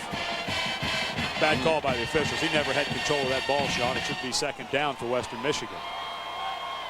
It was close. Yeah, I don't think he ever had it. No, he didn't lock it away. Leftwich throws, and it is caught. Darius Watts with a juggling catch. The ball thrown behind him. And he was juggling the ball in traffic, but managed to pull it in for his 4th catch of the day. Sam Reynolds knocked him down. Excellent job by Darius Watts, the true freshman from Georgia, making some very good grabs. We know one of the problems Marshall has had on offense this year is the drops. Not with this guy. He's got great hands. 1st and 10. Marshall at its own 45, leading 13-0 in the early moments of the 2nd half. Nice cut by Wallace. Yielded a gain of 3. Chris Browning made the tackle, the defensive end from Batavia, Illinois. His nickname, by the way, is Psych. Defensive coordinator Chuck Drisback wanted us to point that out today because he mistakenly told the ESPN announcers early in the year it was Psycho, and he didn't like that. He prefers Psych. The reason he got that nickname, Drisback says he does everything in his power. There's a look at Chuck. To make the guy across from him's life miserable. Goes hard, 100 miles an hour on every play. Brandon Carey now in at running back, and he takes the little swing pass from Leftwich and gets to the 49. A gain of only a yard. Jason Babin made the tackle. And it'll be 3rd down and 6. The 1st and 10 line here in the 3rd quarter is presented by Pacific Life. That's one of the great features in sports television in recent years. The 1st and 10 line brought to you in this quarter by Pacific Life. And this might be the longest 3rd down conversion Marshall's had to attempt today. They've had 3rd and short all afternoon.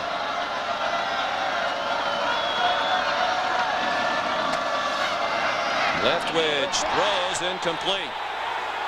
Intended for Darius Watts. Good coverage by Ronald Rogers. The crowd thought coverage was a bit too tight. Ronald Rogers, the best cover guy in this defensive backfield for the Broncos. Little guy at 5'8", 170, going that time against Darius Watts at 6'2". Does an excellent job in his timing. And Pruitt's over there fighting for it, but it looked like from up here, Sean, that Rogers made an excellent play on the ball.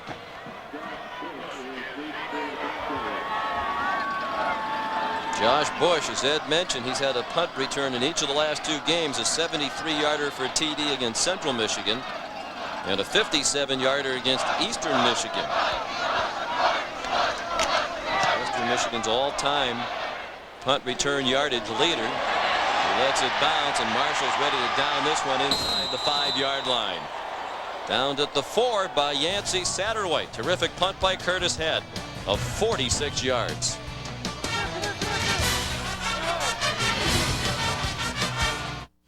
Into a world where your gear is your life.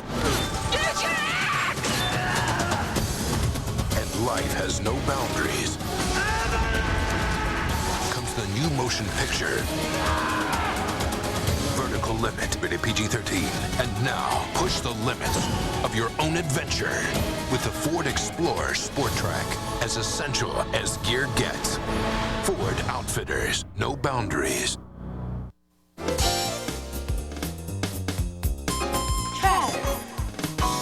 Travis? We're here for a toaster? Big on taste but low on cash? Check out the new 99-cent BK Cravers menu at Burger King. 8 tasty choices at an incredible price, like the Slammin' Bullseye Barbecue Deluxe or some tasty mozzarella sticks. Just 99 cents every day at Burger King, where you can get great tasting food every day. Hey, how was your business trip to Chicago? Good. How was your week off? Great. My friends and I went to the beach. Really? Yeah, we rented from Hertz.com. Found their best rates, special offers, and terrific discounts because I'm a AAA member. Maybe we should try it this weekend. We.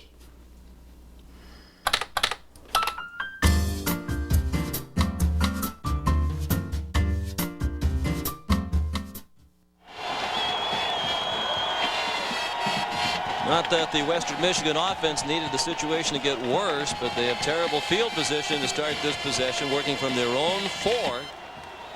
The Broncos trailing 13-0 with 9:50 left in the third quarter. Yeah, but look at it this way, Sean. They could more than double their offensive output if they could go the distance. Almost 104 yards for the game now. Welsh is 4 for 4 in this half. Junior quarterback from Oak Forest, Illinois, out of Chicago's Mount Carmel High School. He's in trouble in the end zone. Avoided the safety, turns it into a nice gain. And perhaps a first down. Out near the 14-yard line, it was Ralph Strait who was chasing him around in the end zone. And Welsh escaped. Both Jeff Welsh and his counterpart on the other side of the field, Byron Leftwich, came into the season fighting for the starting job. Western Michigan brought in Ryan Harris, a junior college transfer, and Welch just beat him out with his play. That time, deep in his own end zone, he was lucky to get out of there without a safety. Welsh wound up being honorable mention All-Mid-American Conference this year, 5th in the conference in passing yards per game at 206 per game. First, their balanced offense with the terrific back Sanford leading the ground game. He gets the carry and the first down on 2nd and 1. Anthony Beckett made the tackle. And the balance continues for Western Michigan. Very luckily only down 13-0 with the domination that Marshall has had, especially when they've had the ball on offense. But Darnell said we have to remain balanced in this game. We cannot allow them to take us out. Marshall done a fantastic job stopping Sanford so far this afternoon, but they're trying to remain balanced.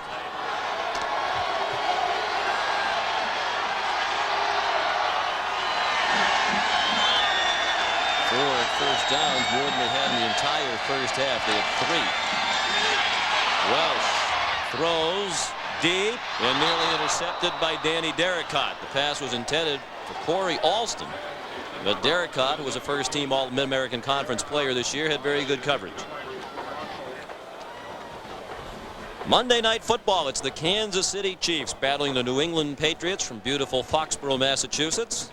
Live at 9 Eastern, 6 Pacific, and on Sunday night on ESPN, it's the Packers and the Bears at 8:30 Eastern time. Yeah, Foxborough's real gorgeous this time of year, isn't it, Sean? Always a beautiful place in the great Commonwealth of Massachusetts. 2nd down and 10.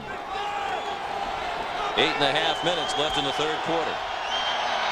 The football hasn't been very good there this year, but it's a lovely place. Welsh throws it on the screen to Sanford, and he's across the 20 and out to the 22-yard line. George Miller put heat on the quarterback Welsh. Doug Hodges was coming on a safety blitz as well. It's a setup screen to the middle of the field.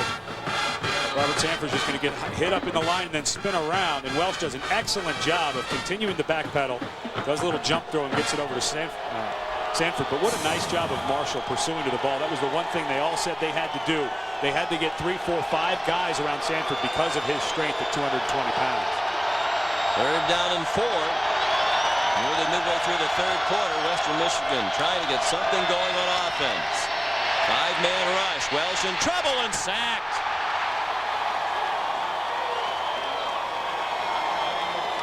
Michael Owens again on a safety blitz. He was there with Jimmy Parker.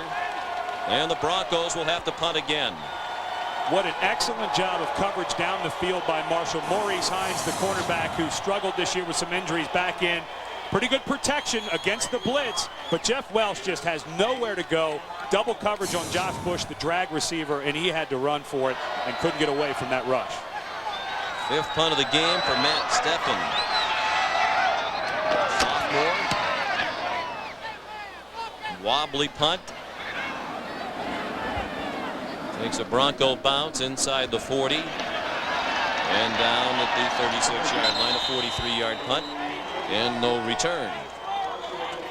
Coming up next, Championship Saturday continues. Number 8 Florida taking on number 17 Auburn in the SEC Championship, presented by Dr. Pepper.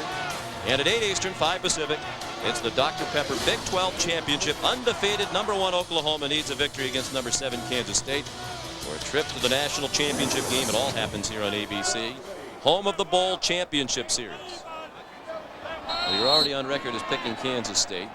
Who do you like in Florida, Auburn? Florida put it on them in the swamp earlier, but they're not playing in the swamp today. I still think Florida probably puts it on them again, Sean. Wallace out to the 41-yard line. Garrett Soldano made the tackle after a gain of 5. It's funny, I think in the championship game of the Big 12, you're going to see kind of what we're seeing here in the MAC, a team, Western Michigan, who dominated Marshall early in the season, being dominated. I don't know that Oklahoma will get dominated, but Leftwich throws to the far sideline to Lanier Washington. They went on a very quick play that time. Ronald Rogers made the tackle. Here's Leslie Goodell. Sean, defensive tackle Brian Pender, who usually wears number 94, is now wearing jersey number 58. You'll see there's no name on the jersey. That's because it's Scott Karsten's jersey, the defensive end who's been injured since the game against Wisconsin. But he's along for this game because he's a senior. Any of the extra jerseys they had didn't fit Pender, so they took Karsten's jersey, took his name off it, and gave it to Pender for the rest of the game. 3rd down and nearly 2. We'll go with the keeper again for Leftwich straight ahead, and it looks like he has it again. And the ball's getting kicked around while the officials talk to each other. And they will mark it where the official came running in, and it is a 1st down. In the middle of that offensive line, Jeff Edwards, the center, who hurt his leg on Tuesday. Scott Harper, who we weren't sure if he was even going to play today, was in Bob Pruitt's office with tears in his eyes, begging to play at left guard. Has done a phenomenal job for Coach Pruitt. Coach Pruitt, a West Virginia native from Beckley, 57 years old. National Coach of the Year in 1996. Undefeated season in his first year and won the 1AA National Championship. Wide open, Brandon Carey out of the backfield. Another 1st down. Down to the 42-yard line. 12-yard gain. Jermaine Lewis made the stop on Carey. Byron Leftwich continues to keep everybody happy by spreading the ball around. Brandon Carey checks the blitz. Nobody's there. Spins around, and there was nobody from Western Michigan. You had a double team on Poole on the outside, so there was nobody over in the flat to pick up Carey.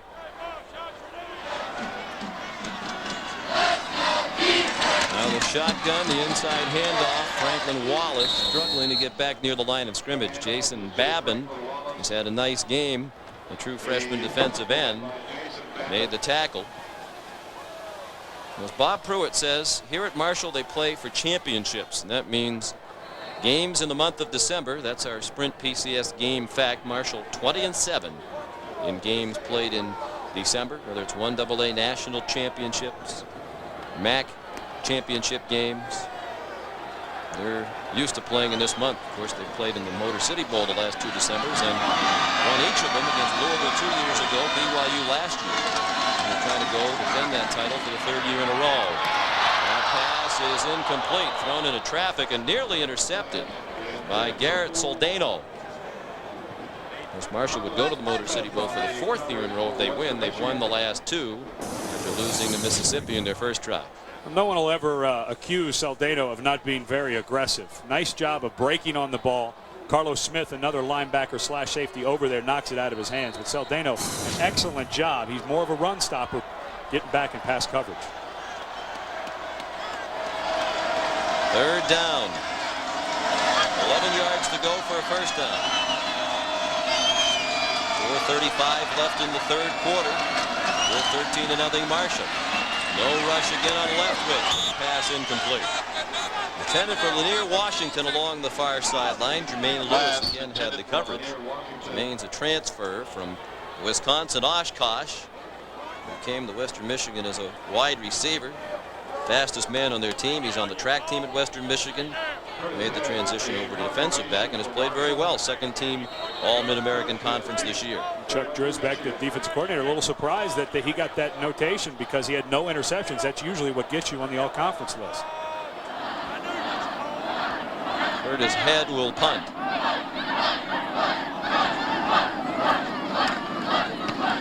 Last one was downed inside the 5.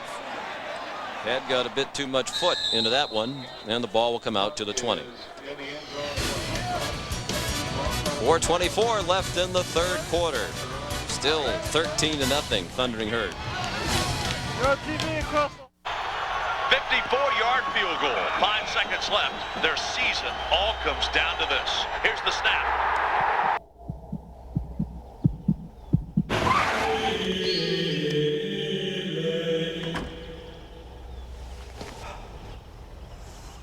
The kick is up. It's got the distance. It's good. It's good. It's all over. Philips digital recorder with TiVo. Pauses live TV and a lot more. Your turn.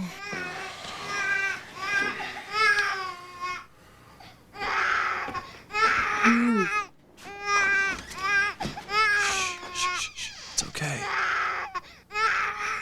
I want my baby back, baby back. Chili's baby back ribs.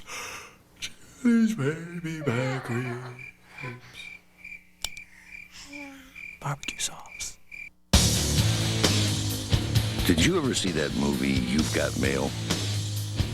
Where this guy and girl fall in love emailing each other a bunch of times? Anyway, they finally meet face to face, and there's this big romantic kiss. Do you know the movie I'm talking about? Did you ever see that one? Well, this guy didn't. Ford F-Series Super Duty. Built Ford tough. Sunday. Did you hate your mother? No. I loved her. I never wanted to kill her. The Practice, ABC Sunday.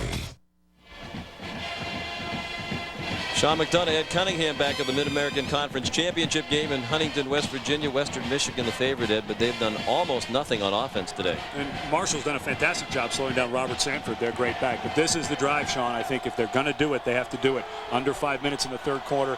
Only 120 yards of total offense to this point for Western Michigan. Jeff Welch, the quarterback. Straight back and throwing, and it is incomplete. Going a little bit behind Mo Aferiogun, the tight end. Maurice Hines had the coverage. Aferiogun's a sophomore from Detroit, 1st team all-conference tight end. And he was not highly recruited out of high school. As a matter of fact, the Western Michigan coaches went to his high school basketball game looking at one of his teammates as a defensive back candidate. They saw a big man who was very athletic and run very well. They envisioned him as a tight end. And here he is, runs a 4.6 40, good hands, very intelligent. And they think he's developing into a guy who can change games. They'd like to change this one. Pass caught by Corey Alston, his first catch of the day. Doug Hodges made the tackle on the senior from Camden, New Jersey. Alston, the big play guy for this Western Michigan offense. They have 3 different body types as receivers for this in this Western Michigan. You have Steve Neal, who's kind of the tall, lean guy. Alston, who is their big, strong guy, 6'1", 208 pounds, but he also can get down the field. And they're going to need to try to break him loose and try to get some kind of big play going to get back in this one. 3rd down and 1.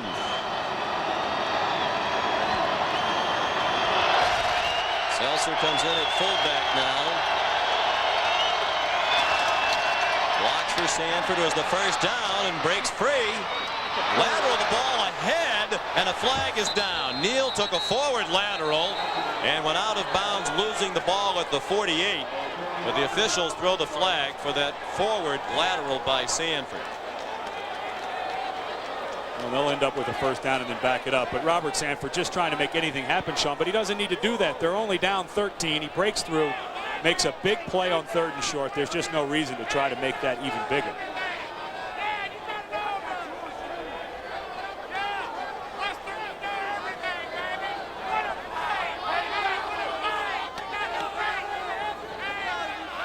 Illegal forward pass.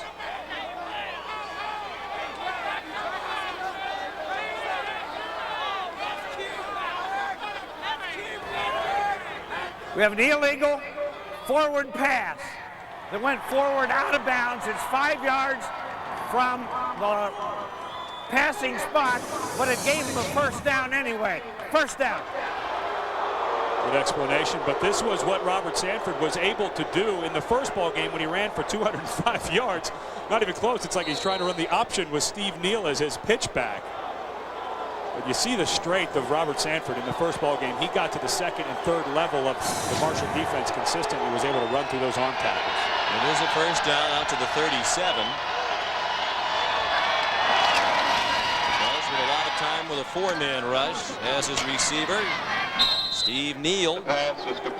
He's down at the 43-yard line, tackled by his friend Maurice Hines. He wouldn't claim him as a friend, Sean. You already mentioned that, but he said, no, we just hung out. It's like, well, why would you hang out with a guy that long if you weren't pals? Neal's heading for the Hula Bowl. A nice trip, playing that all-star game. He's a great story in perseverance. Steve Neal tore up his knee before his senior year in high school. He was a quarterback at Benton Harbor, Michigan, and made a verbal commitment to Iowa, but they backed away, as did just about everybody else. Sanford carries, and he appears to have the first down out at the 47.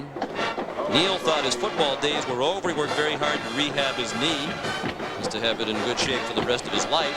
The gentleman who was doing the rehab work with him was a Western Michigan grad. He called up to the coach and said, hey, we have this guy who was being recruited, and everybody backed away thinking his knee was gone, but he could play football. Neal went up there and walked on, and now has become the all-time leading receiver in the MAC. He graduated in June of '95, was living at his mom's house. He said he went up to the Western Michigan just as much to get out of mom's house as it was to play football. Walked on, and that spring they saw how good and talented he was, and of course was awarded a scholarship almost on sight. He admitted to us yesterday, as they're just inches short of the first down, that he particularly enjoyed their win at Iowa earlier this year. Steve Neal, now in the record books as the all-time receiver in the MAC. We hope you'll join John Saunders and Terry Bowden as they reveal the teams going to the FedEx Orange Bowl to play for the national championship. Plus, they'll have all the other BCS Bowl matchups. It's the Tostitos Bowl Championship Series selection show tomorrow, live at 3:30 Eastern, 12:30 Pacific, right here on ABC. All right, I'm on record now as saying I'm taking Kansas State. Who are you taking? I think Oklahoma's going to win.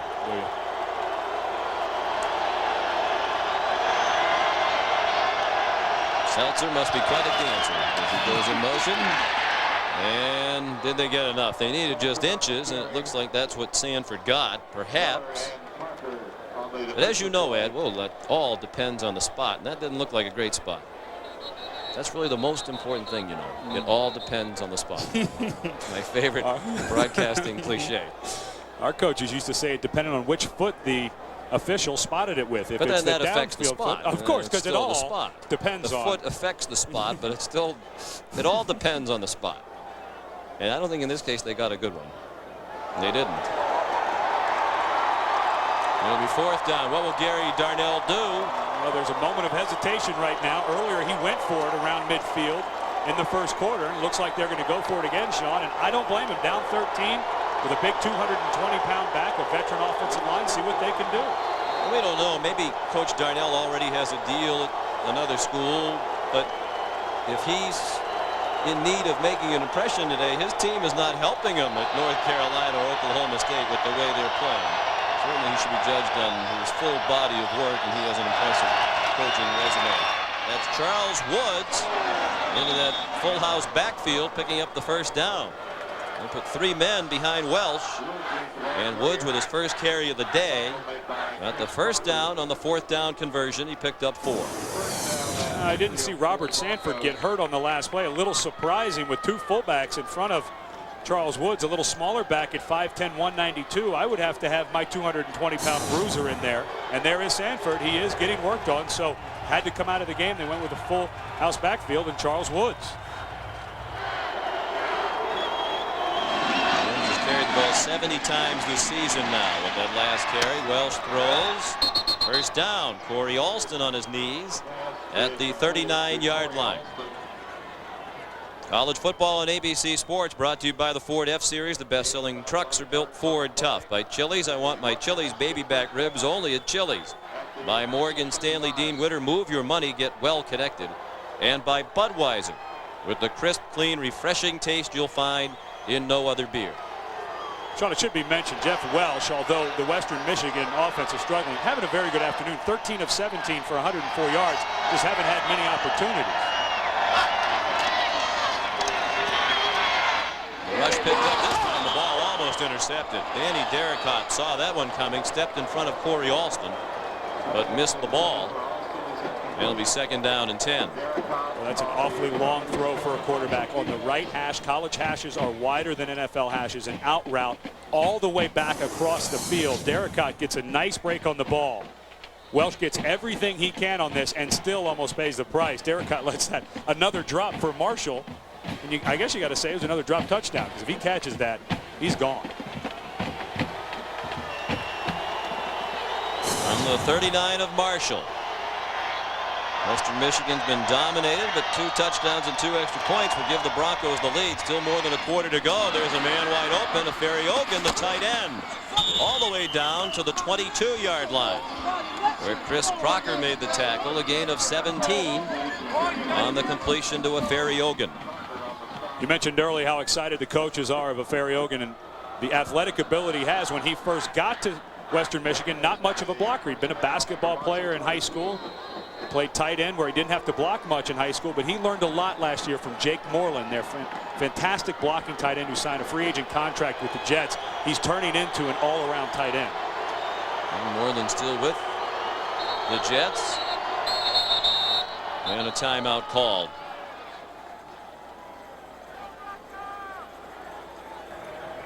Timeout, Marshall. That's their first timeout this half. So each team has used one here in the 2nd half.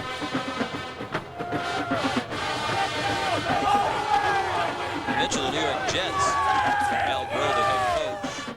And we noted at the top of the telecast that Gary Darnell and Bob Pruitt were assistants together under Al Groh at Wake Forest back in the early 80s. I talked to Coach Groh last night, asking him to reminisce a little bit about these two. He said, well, first of all, you can tell Darnell, he used to call me a lot more before he became a national icon, and everybody was calling him about every job. And then he told some stories about Bob Pruitt when he was a high school coach back at Groveton in Virginia, as we mentioned, the high school featured in the movie Remember the Titans. He said, Bob Pruitt was the coach, and I was an assistant coach in college. I came to visit him, talk about some recruits. We were sitting in the parking lot out behind the high school by the baseball field, and all of a sudden, smash, the baseball came right through my windshield as I was visiting with Coach Pruitt. And Coach Pruitt, so eager to learn all he could about football, used to come down to spring practices where Al Groh was coaching as an assistant in the South and stay for several days, sleep on the Groh's couch, Al and Ann Groh, and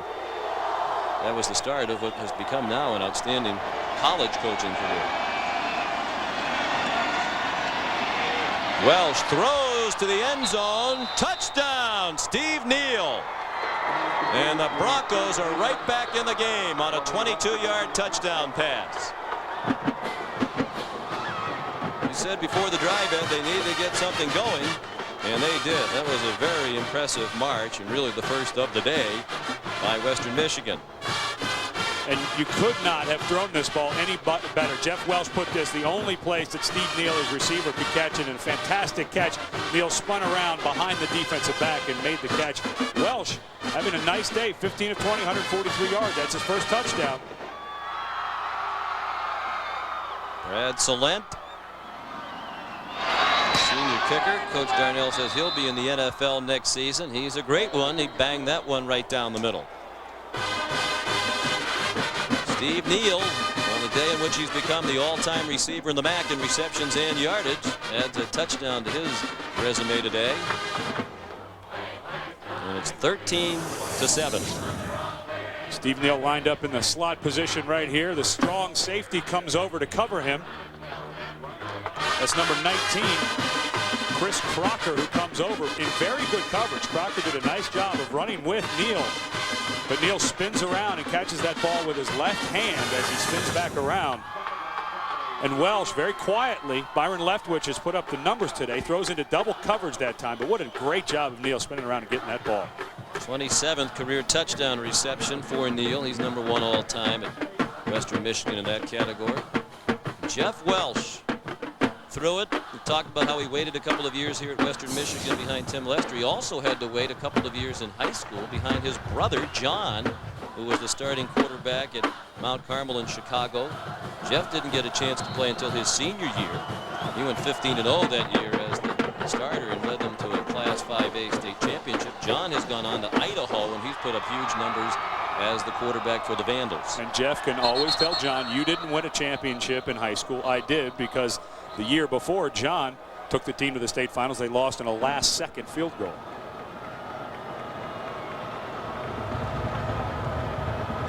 Just kind of had the feeling, Ed, that this one would tighten up with Marshall's inability to deliver the knockout punch to the Broncos. They dominated throughout, but Western Michigan has managed to remain within the 2 touchdowns. Now they're down by 6 points. So Lent's kickoff goes out of bounds.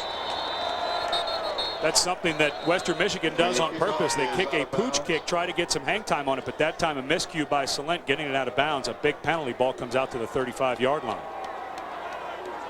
They intentionally try short kicks, but not the out-of-bounds variety. No, that was not intentional. And Coach Darnell is less than pleased. We have a kick out of bounds on the kicking team. They're taking it 30 yards in advance of their restraining line. First down. It was a different story last year in the Mid-American Conference Championship game right here in Huntington. It was Western Michigan that had the halftime lead 20-0. It grew to 23-0 in the 3rd quarter, but then the Herd stampeded back in the 2nd half. Chad Pennington, a 1-yard touchdown pass to Eric Pinkerton with 7 seconds left, giving Marshall the win 34-30. Leftwich throws out in the flat, caught by John Cooper. He breaks the tackle and goes out of bounds at the 42-yard line. A gain of 7. Joe Ballard knocked him out. That's the first catch of the day for Cooper, a senior, and yet another member of the Herd from Alexandria, Virginia. He went to West Potomac High School, which was the combination of Groveton High School, which we've talked about was head coached for a while by Coach Pruitt, and Fort Hunt High School. 2nd down and 3. Less than a minute left in the 3rd quarter. Wallace, the ball carrier, he did not get the first down yardage, reached the 44. They'll need 1 on 3rd down. And you look for another quarterback sneak. It's been pretty much the 3rd and 1 or 3rd and 2 play today. Well, they're 4 for 4. I don't know why they would change anything. But if I'm Marshall, let the clock run out, get the 4th quarter, and get the wind at your back to start the 4th quarter. And Leftwich looked to the sideline, and Bob Pruitt held up a hand as if to say, stop right there. And they will let the clock run out here in the 3rd quarter. The only touchdown, the only scoring in the quarter by Western Michigan on the touchdown reception by Neal. Momentum on the side of the Broncos. ABC Sports presentation of college football will return after this message and word from our ABC stations.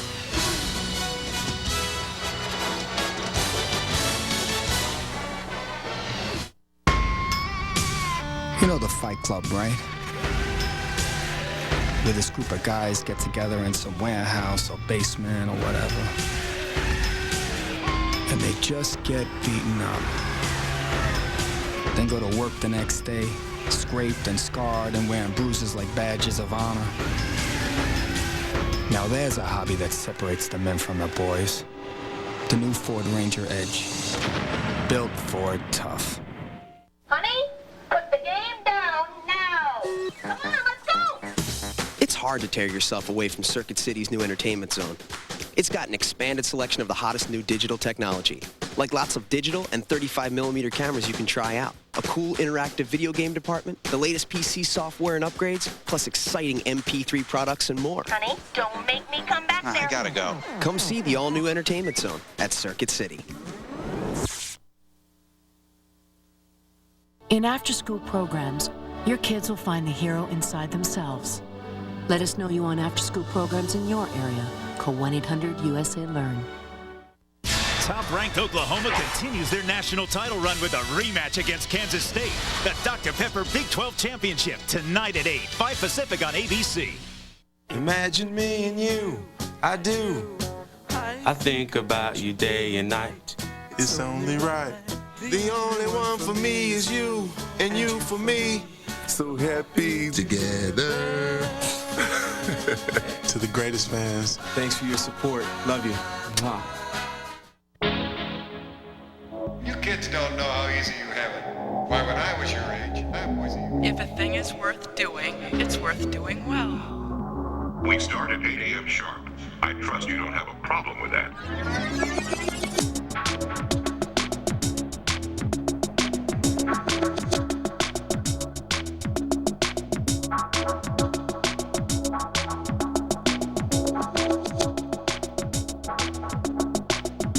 Christine Kahanik, weather, only on News 8. In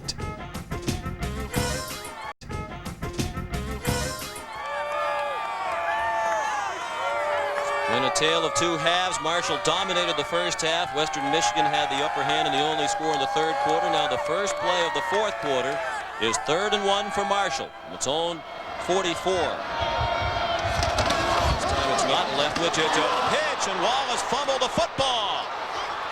Either way, it's going to be a big play for Western Michigan. It's going to be bigger if they recover the fumble. Regardless, they've held Marshall and will have forced a punt. They want the ball right there at the 39-yard line. As soon as we have a game of opposites. Now punches being thrown. Hey, Lewis. Shot, I believe, at David Foy. Marshall got the ball back. 40-yard line. I was just about to say, if this is a game of opposites, we might as well stick with the theme. Western Michigan last year up 20-0 at halftime. 2 interceptions, key interceptions in their own territory was what helped Bob Pruitt's team turn things around.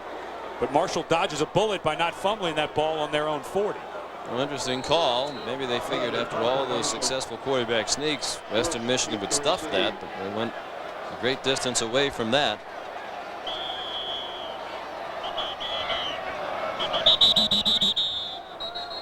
Curtis Head ready to punt, but whistle stopped the action.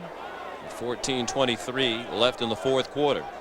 One thing Gary Darnell talked about coming into this game, because of the explosion of Josh Bush, his punt returner, was what Marshall would do, and Marshall has tried. They've been kicking to a short field. This time they'll have to kick it away.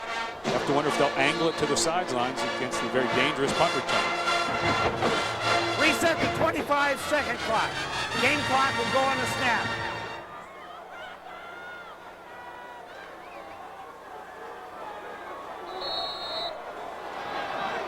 Now Head, the sophomore from Shelbyville, Kentucky, punting to Josh Bush, the junior from Miami, into 4.38.40.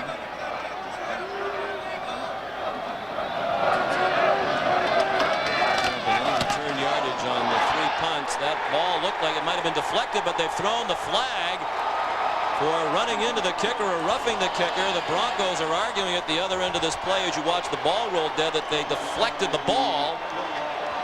John, there's no question that ball was tipped as it was kicked. You could hear it. It was the double pap pap. That's what sometimes you don't see it. You have to listen to see if it was touched. Western Michigan. Oh, this is a shame. They're going to be called for a personal foul, automatic first down, but that ball was tipped. Another official now running up to the referee and changing the call correctly. The umpire came running in. Yes, he did. And he'll pick up the flag. I determined that we had roughing the kicker. My fellow officials have told me it was tipped. There is no foul. There is no foul. The correct call and a great explanation by our referee. There was no question that Western Michigan got through and blocked this kick. Coming free is number 41, Sam Reynolds, got his right hand on it. Okay. The up back was late getting over to block him, but there was no question. This was a double hit right there, and then Sam Reynolds gets his right hand on the ball. Great job by the umpire to come up and change that call. And a good explanation by Dr. Jack Winters, the dentist, who's our referee today. The umpire is Jim Thomas. Here's Jack. I have determined you have a cavity. I will have to now extract the tooth. From the 19. Touchdown and extra point would give Western Michigan the lead. Wells throws on the run for Neal. And he has it. Out of bounds at the 45-yard line. Doug Hodges had the coverage. 8th catch for Neal. Boy, what a tough throw by Jeff Wells. Running to his right, he throws it to the outside. Steve Neal running on the outside, and Welsh is rolling to that side. Right there, a good wheel route by Neal. This ball slightly underthrown, but you can't blame Welsh. He was running that way, threw the ball on the run. But that's a second time that Neal, the last time on the touchdown, that time for the big gainer where he has to turn around and make a tough catch. 26-yard gain. They're playing without the conference player of the year, Robert Sanford, still sidelined with an injury. We'll get to Leslie Goodell in a moment for a report. From the 45, big pass again to Neal.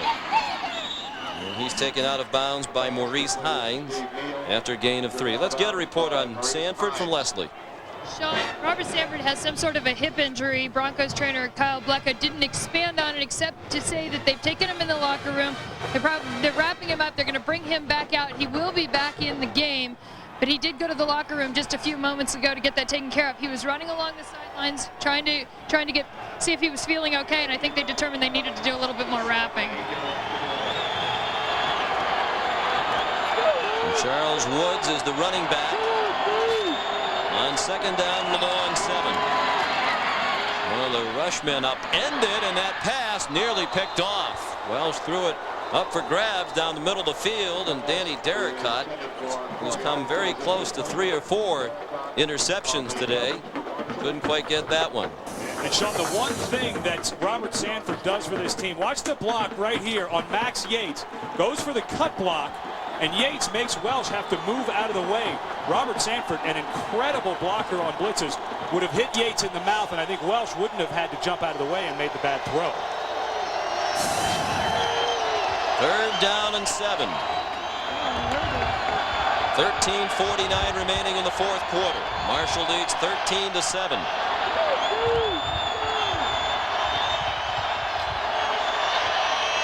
Here comes the blitz. Welsh got rid of it, but short of a first down, it appears, to Corey Alston. He stuck the ball out trying to reach the 45-yard line. They're going to put it back closer to the 46.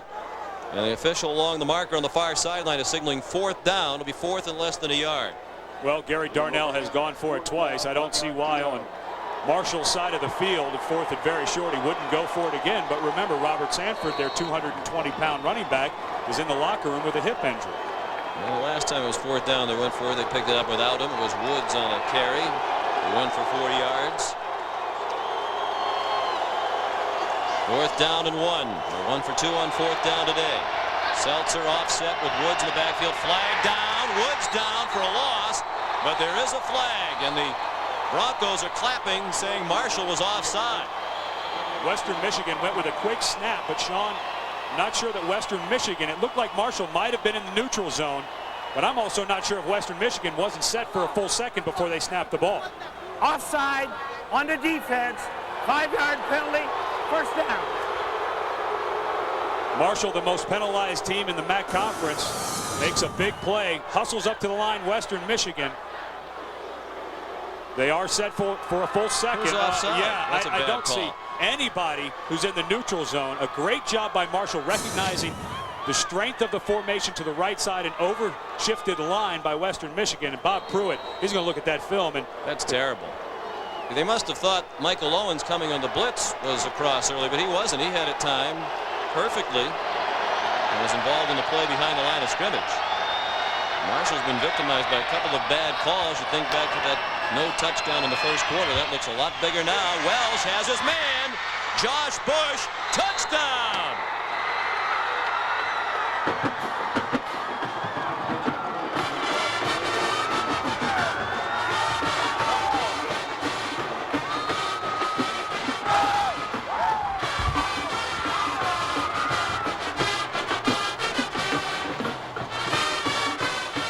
A 41-yard touchdown pass, Welsh to Neal after a bad offside call. How many times as you watch football for years did you say a bad offside call led to a big play? You don't see that many bad offside calls, but it's a huge play now.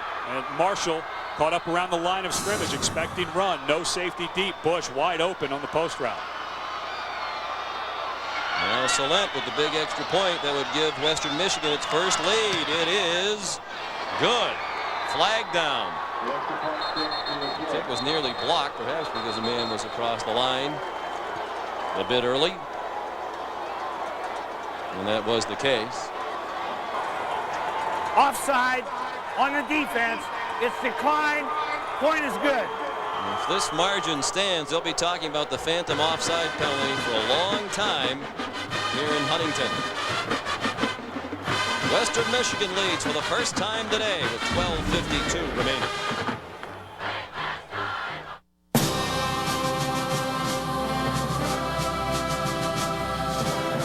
Let's hear it for the lady. The one whose work is never done. Without you, none of us would even be here. Here's to you, Mom, from a car with the right stuff to get you through it all.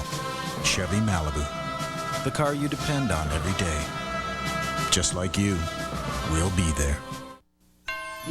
Holiday greetings from Budweiser.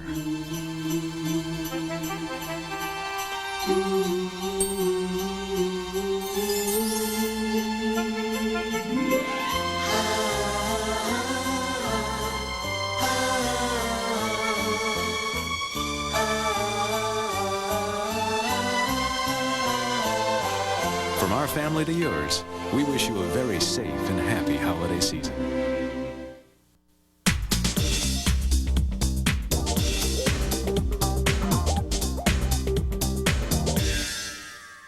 Big on taste, but low on cash? Try the new 99-cent BK Cravers menu from Burger King. 8 mouth-watering choices at an unbelievable price, like the tasty chicken tender sandwich, delicious flame-broiled bullseye barbecue deluxe burger, or zesty jalapeno poppers. Just 99 cents every day at Burger King, where you can get great-tasting food every day.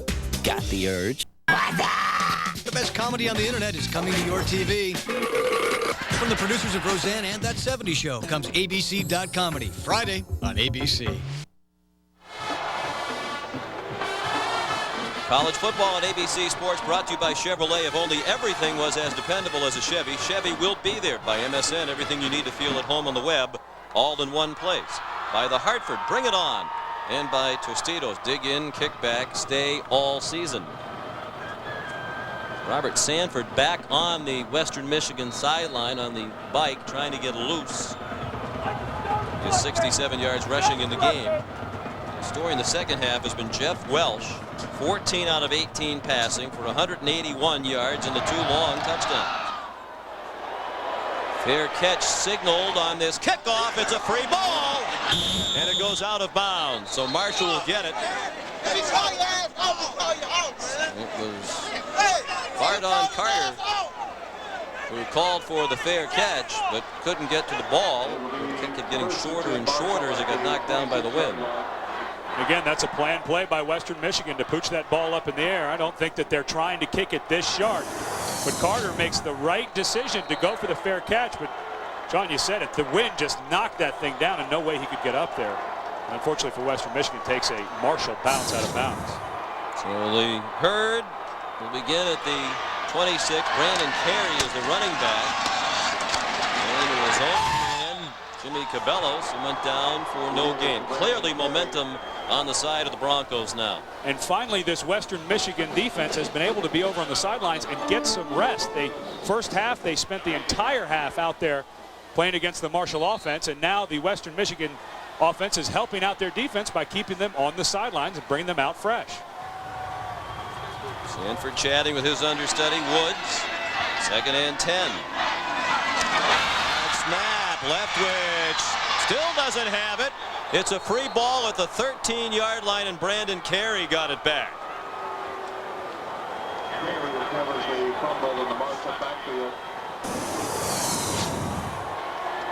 Bad snap by the center. That's Steve Content in there now at center for Jeff Edwards. Content, who hadn't played much center. They had to get him in there with Jeff Edwards with the bad leg he hurt on Tuesday in practice. Very difficult. If you're not a center every day in practice, tough to get that snap down. The shotgun snap, very difficult, especially when you have to slide and pick up a blitz or something. And that's one of the things Leftwich told us yesterday with Content at center. He said he's an excellent center, but I do have to think about the snap, or with the other centers, I do not. 3rd down and 17.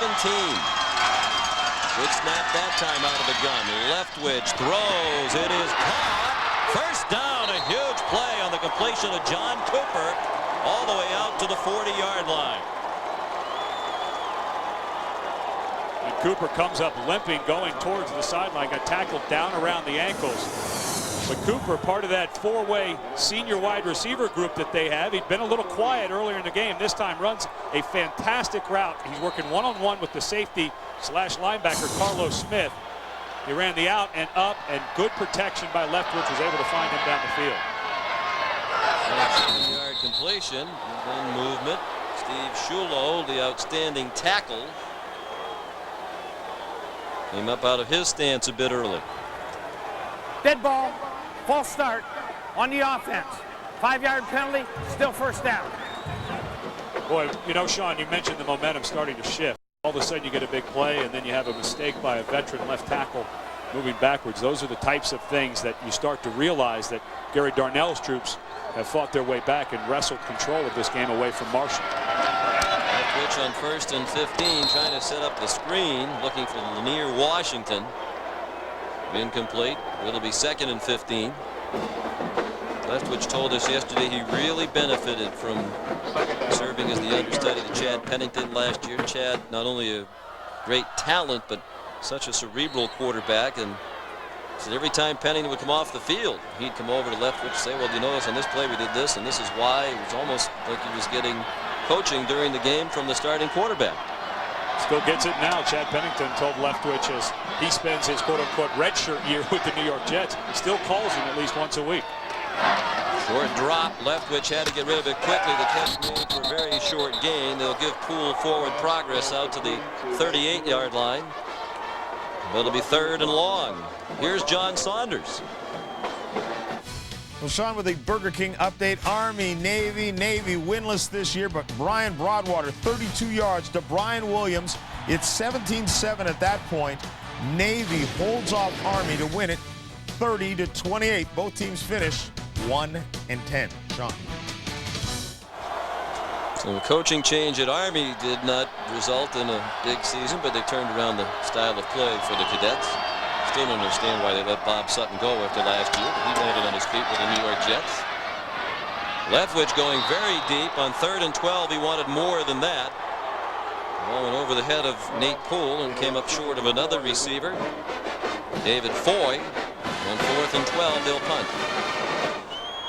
Now you get the feeling with the momentum back for Western Michigan and Robert Sanford back on the field, if he's able to go, if you're Western Michigan, start pounding the ball at Marshall, try to loosen them up. Curtis Head will punt. Josh Bush is back deep.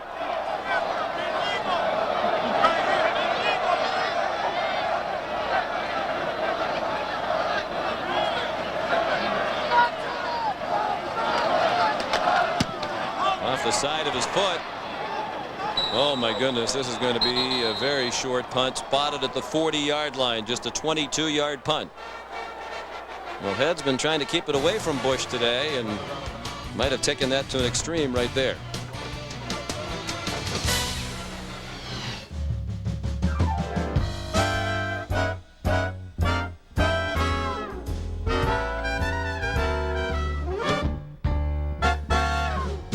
great car at a great rate. Call or click Thrifty. Ho, ho, ho! Oh, I hope you didn't put all those on the credit card. Yeah, why? Do you know what those interest charges are going to do to us? Don't worry. I used our new Capital One card. It's interest-free. To the neighbor! If you had a new Capital One card, all your purchases would be interest-free until May 2001. Gotta tell Steve and Laura about Capital One. What's in your wallet?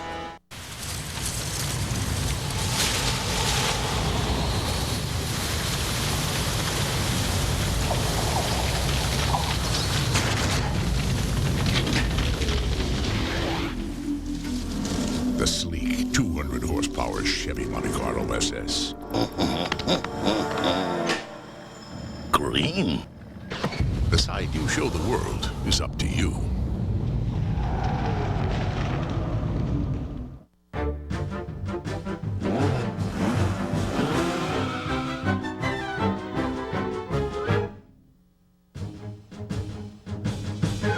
For a great car at a great rate. Call or click Thrifty. Western Michigan has come from 13-0 down to take the lead. They'll have the ball, 1st and 10 from their own 40-yard line. At the conclusion of today's game, we'll select a Chevrolet player of the game from each team. Chevrolet will make a $1,000 contribution to each university's general scholarship fund. Jeff Welch, the quarterback. Still Charles Woods at running back. He rips through with a first down. An 11-yard gain to the 49-yard line of Marshall by Charles Woods, the junior from Miami, out of Central High School. And Jeff Welch, you mentioned earlier in the game, Sean, that he gets to pull a lot of things at the line of scrimmage. That time, Marshall did not outnumber Western Michigan up front with their defense. They went with a straight 7-man front, and Western Michigan had a full complement of blockers with 2 tight ends in the ball game. A nice check by Welch to get them into the running game, more advantageous numbers-wise for Western Michigan. 1st and 10, Broncos. Play-action pass. Welch wants another home run ball, and it is incomplete. Corey Alston thought he got it. Danny Derrick caught the defender, wanted an offensive pass interference call on Alston. So neither is very happy as they head back to the huddle. What a nice job of communication after the route starts between Welch and Alston. The cornerback Derrick played over the top, so Alston cuts off his route underneath and appears to make a catch. Let's see if it hits the turf as he goes down right there. Yeah. It looks like it did. You see the point of the ball there on the ground. Awfully close. The official behind made the call, wondering how he saw it with Alston's back to him. 2nd down and 10.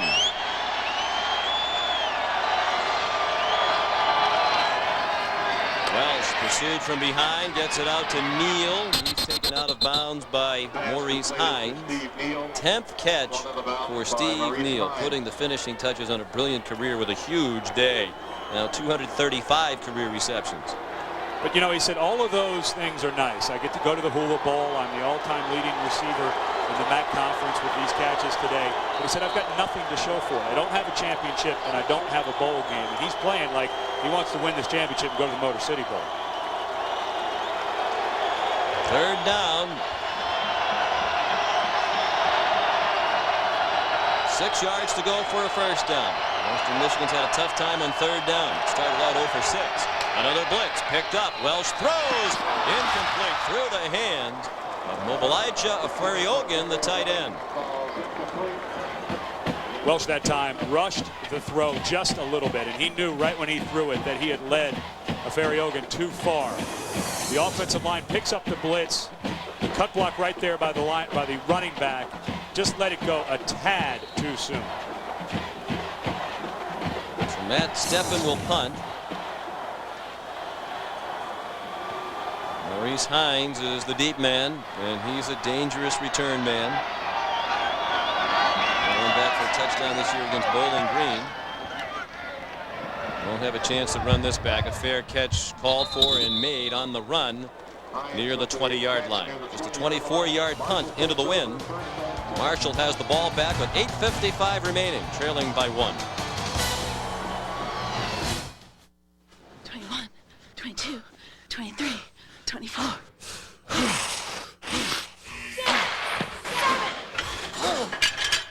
364. 365.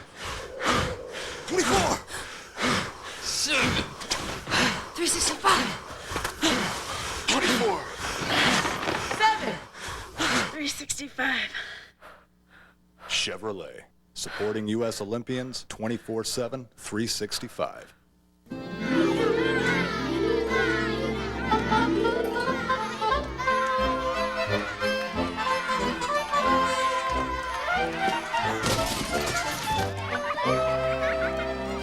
With shopping on your MSN homepage, you can search, shop, and compare for televisions, cell phones, video cameras, or whatever else you need.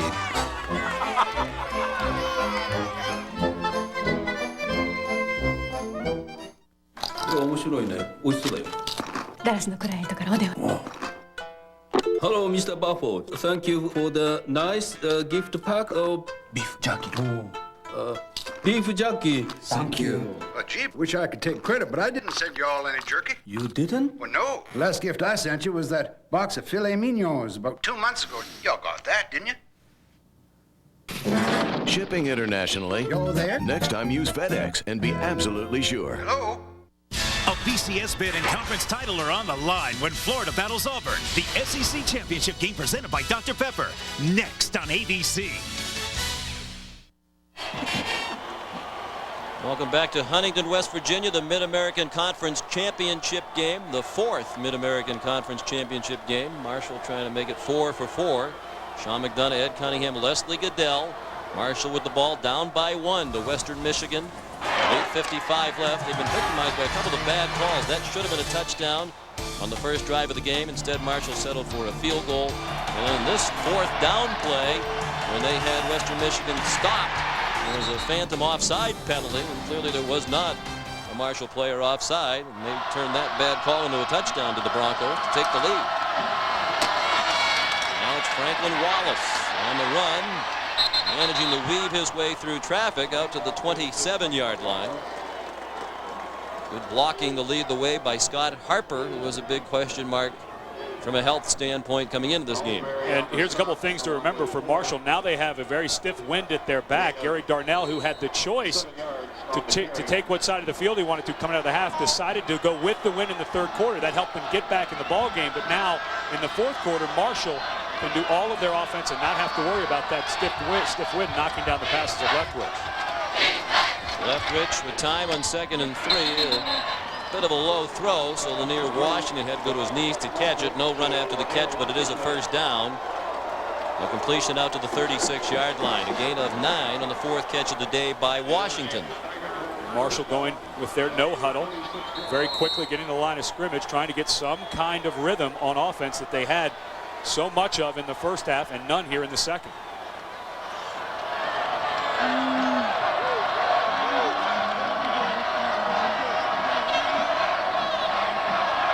Leftwich out of the shotgun with a running back. Wallace right up on the line of scrimmage. The throw out to Nate Poole. He dances across the 40 out to the 43. And the clock runs. And that's a throw. Byron Leftwich with great arm strength, a long out route. That's a throw that if you're into the wind, very difficult to make, because if that ball starts to slow down or wobble, a defensive back can come underneath of it. So Marshall getting a big benefit with the wind at their back here in the 4th quarter. The long field goal of the season for J.R. Jenkins of Marshall is 44 yards.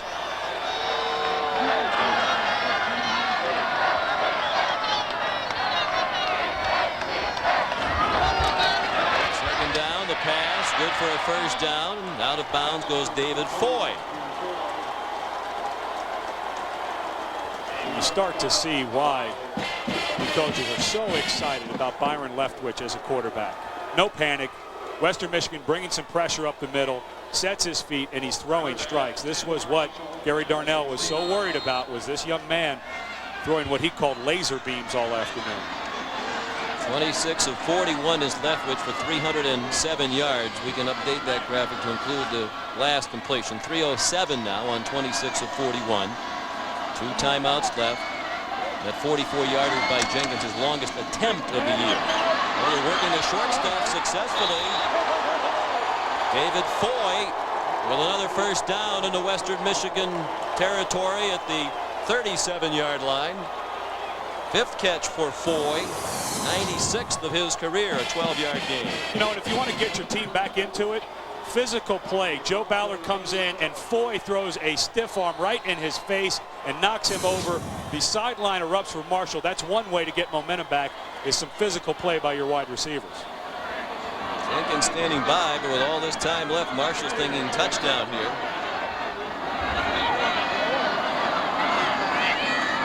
Here comes a blitz, and the same throw, the same man, Foy, down to the 29-yard line. They're getting excellent yardage on just about every first down play, 6 or 7 on that pass.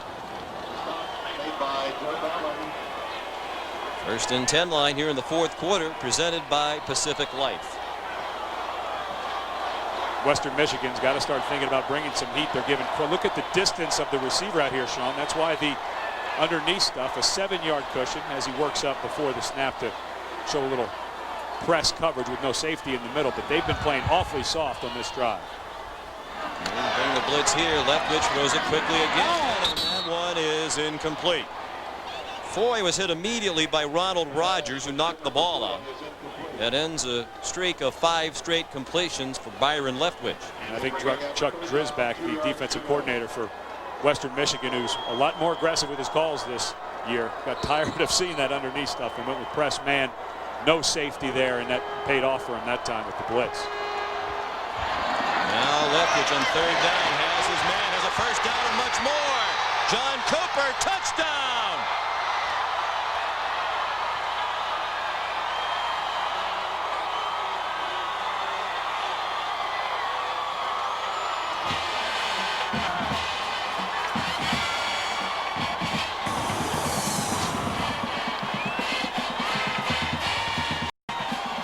Cooper on the 3 wide receiver side, both Lanier Washington and Nate Poole just running upfield to try to occupy their 2 defensive backs. Do a really nice job. Once Cooper catches the ball on the flat route, is able to wheel around those 2 blocks and take it the distance. Great job by 2 receivers.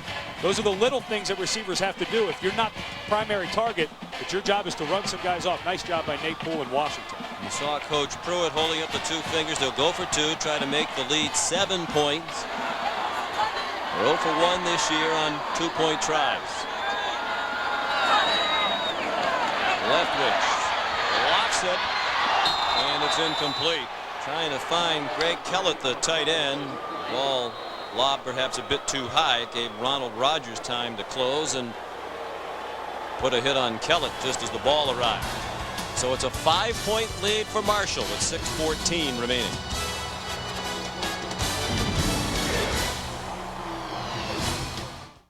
It all comes down to this. Ball on the 14-yard line. No timeouts left.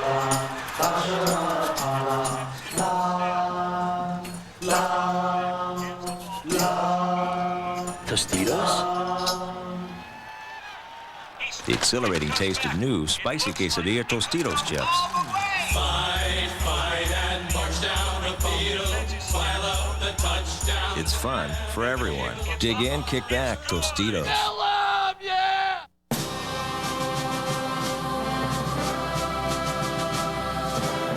Let's hear it for the lady. The one whose work is never done. Without you, none of us would even be here. Here's to you, Mom, from a car with the right stuff to get you through it all. Chevy Malibu, the car you depend on every day. Just like you, we'll be there. ダメだ。このバルブは高すぎるんだ。サプライヤーはそこしかないですから。美智子はいかがですか。美智子？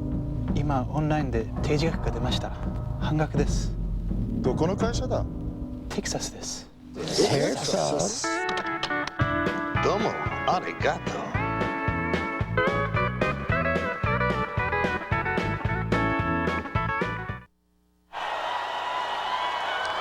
19-14 the score after Cooper takes it in for the touchdown. And the way they set this play up, they have 3 wide receivers Lanier Washington and Nate Poole, they're going to go in here and occupy these two defensive backs.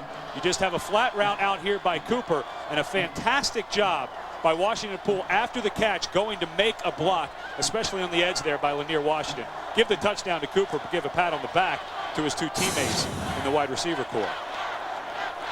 J.R. Jenkins kicks off with the wind over the head of Rashad McDade, and the ball will come out to the 20. And now if you're Western Michigan on offense, we've seen how the wind helped Marshall on offense. You're going to have to mix the run and the pass, but when you throw this ball, Jeff Welch has to be aware that any long out routes or any ball over the middle might hang up. And if there's a free safety out there or the cornerback has tight coverage, he has to be very careful about long throws that the wind can have an effect on. Still no Robert Sanford, the player of the year in the Mid-American Conference. Their running back went with a hip injury and has not returned. It's Charles Woods, the running back.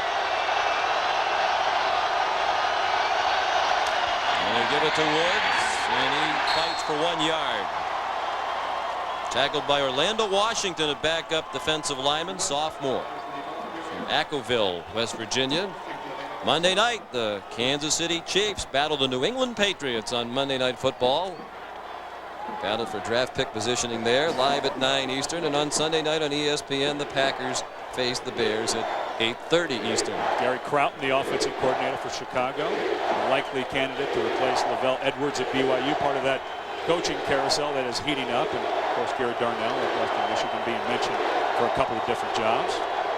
2nd and 9. Welsh again under pressure from a blitz. Has a man, a Ferry-Ogun with lots of running room. Out of bounds in Marshall territory at the 45-yard line. The blitz almost got there but did not. Welsh got it off to the wide open of Ferry-Ogun.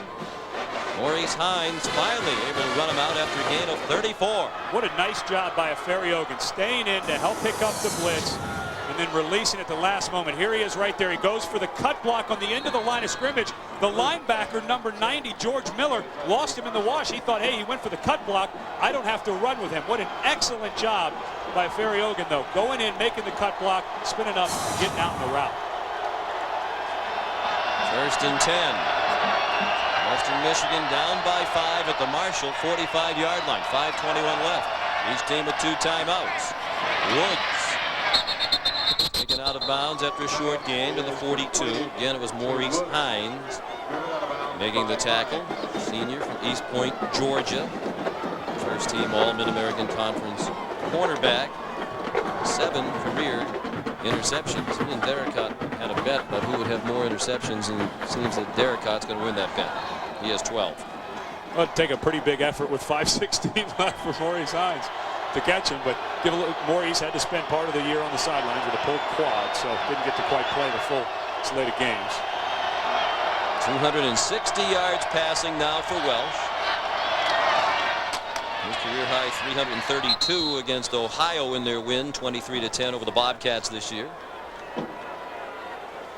Charles Woods getting quite a bit of work here in the second half with the Conference Player of the Year, Robert Sanford, on the sidelines, and this will be the heir apparent. He's a junior. Sanford over there, he is a true leader on this team. He has not given up his role as the leader, even though he's standing on the sideline. 3rd down and 2. Not in field goal range right now. And at this point down by 5. Probably wouldn't be thinking about a field goal anyway. Welsh throws, caught by Corey Alston for the first down. Danny Derricott put the hit on him, but Alston able to hang on. And the play goes to the 33 and a first down for the Western Michigan Broncos. If time permits, stay tuned for the Thrifty Car Rental postgame report, featuring scores and highlights from across the country with John Saunders and Terry Bowden. And of course, coming up next, the SEC championship game, Florida and Auburn.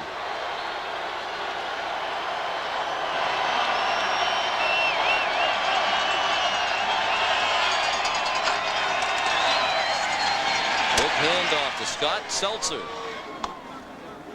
And he's down at the 30 after a pickup of 3. Well, nice fleet feet that time by Seltzer, a guy who hadn't touched the ball coming into today's game. Defensive lineman for Marshall laying right there when he gets the handoff, does a little sidestep. We've seen he's had those dance moves on his hump motion all day, back and forth behind the line of scrimmage. That time he shows a nice little dance step to break free for 3.5 or 4 yards.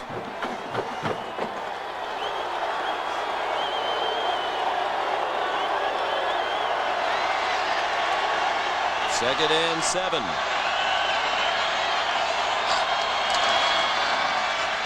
Just a 4-man rush. Welsh down the middle, incomplete. Had 2 receivers near the ball, Steve Neal and Corey Alston. Neal had the best chance to catch it.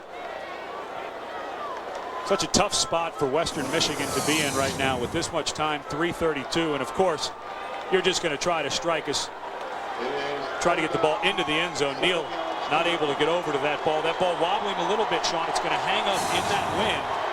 Welsh did a nice job getting some zip on that ball, but the wobble is going to slow it down even more. Now 3rd and 7.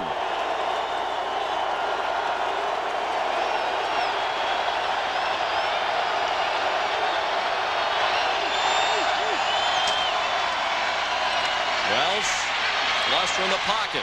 Going to try to run for it. And he does not get the first down yardage. Michael Owens, who's had a huge game at safety, made the tackle at the 27. Now a decision for Gary Darnell.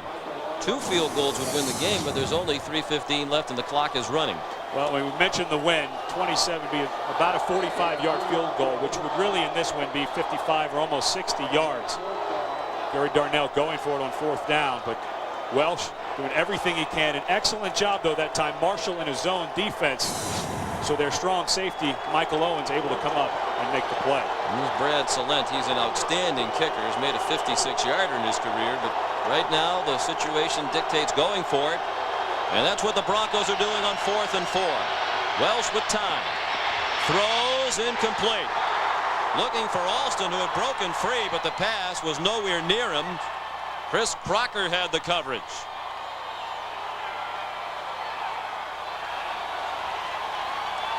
It looked to me, Sean, like the reason that Alston was not able to get over there was Chris Crocker may have held him just a bit as Alston came out of his break.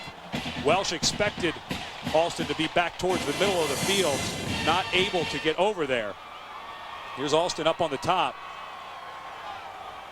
As he starts coming back towards the middle, no question, the right arm of Chris Crocker got up there and stopped the progress. Don't know if he would have been able to get back into that ball, but he was trying to get back in where Jeff Welsh was throwing to a spot. Well, if Marshall got some bad breaks earlier from the officials, they might have caught a break right there. Wallace turns the corner, gets upended at the 34-yard line, stays in bounds, and a timeout called by Western Michigan, leaving the Broncos with only 1. Carlos Smith and Joe Ballard combined on the stop of Wallace. Timeout. Western Michigan. That's their 2nd timeout this half. We mentioned a moment ago, coming up next, Championship Saturday continues. It's number 8 Florida taking on number 17 Auburn in the SEC Championship presented by Dr. Pepper. And at 8 Eastern, 5 Pacific, it's the Dr. Pepper Big 12 Championship. Undefeated Oklahoma needs a victory against number 7 Kansas State. We're going to go to the national championship game in the Orange Bowl. It all happens here on ABC, home of the Bowl Championship Series. The Pac-10 rooting heavily for Oklahoma in that game, hoping that they end up in the Orange Bowl. So there'll be 2 at-large bids available in the Fiesta, hoping that Oregon State, a very worthy team, the best team in the Pac-10 this year, gets to the Fiesta Bowl. Better than your Huskies? I know I'm a Husky grad, but that Oregon State team, and Dennis Erickson signed an extension today, they're awfully stacked. And better than your Huskies. I never thought I'd hear you say that. Well, the situation now, just about 1 first down, will make life very, very difficult for Gary Darnell and his team's comeback hopes in what is perhaps his last game here. Marshall, although not a great running team, they're very effective when they do run it, averaging over 4 yards per carry during the season when they decide to run it. Everybody up on the line for Western Michigan. They get the big stop behind the line of scrimmage from Mario Evans. He doesn't want this to be his last game. You get the stop on Wallace. Timeout. Western Michigan. That's their last timeout this half. Sean, we've talked all day long about this Marshall offensive line and the troubles that they have had with injuries. 8 offensive linemen have been injured this year. They lost their starting center, KJ Greer, for the season. Edwards is now hobbling over the sideline. He was hurt Tuesday in practice, a freak accident, but they've really stepped up today. They gave up 4 sacks against Western Michigan in their first meeting. They've only given up 1 today. This beat-up offensive line should get a game ball at the end if they're able to pull this one out.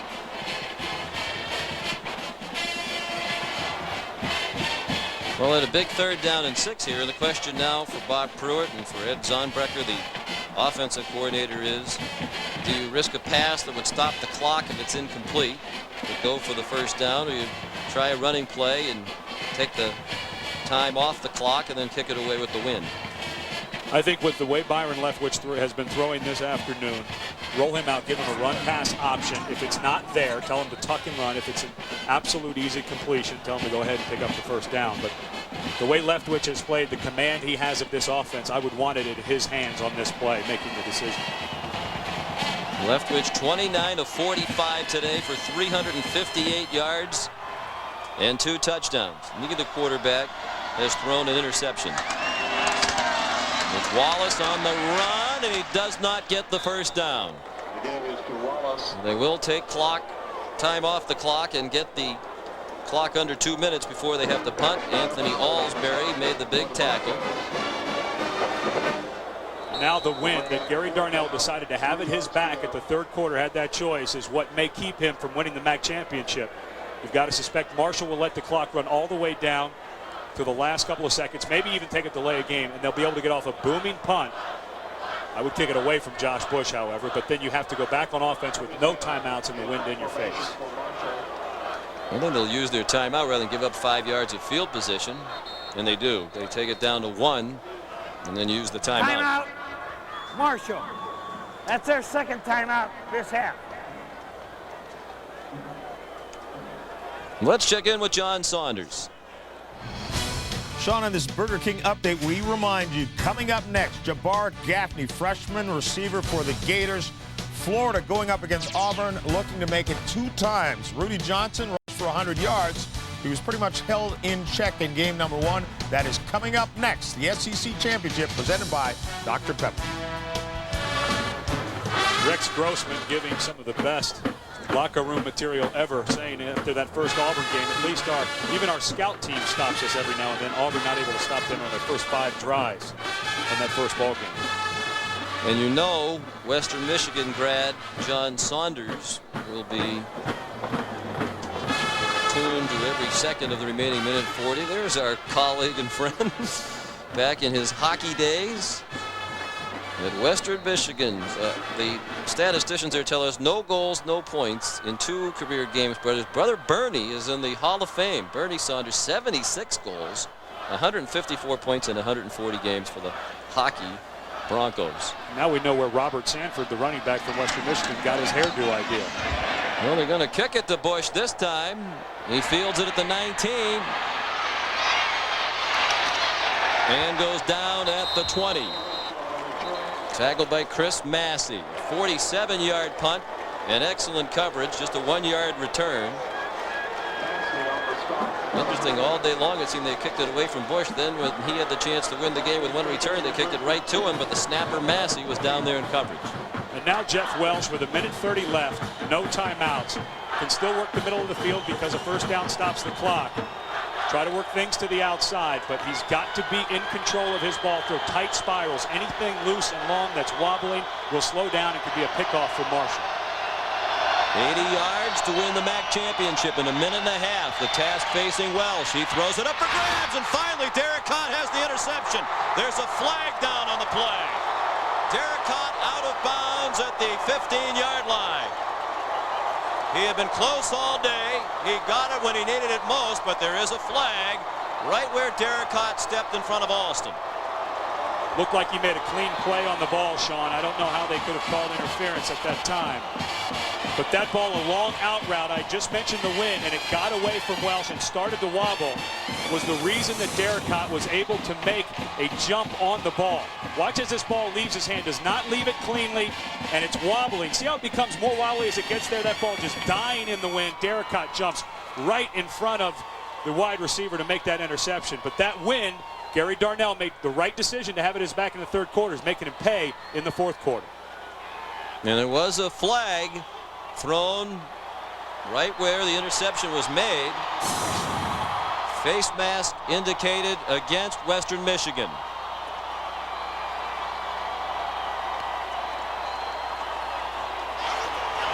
It all came down to the win for Western Michigan.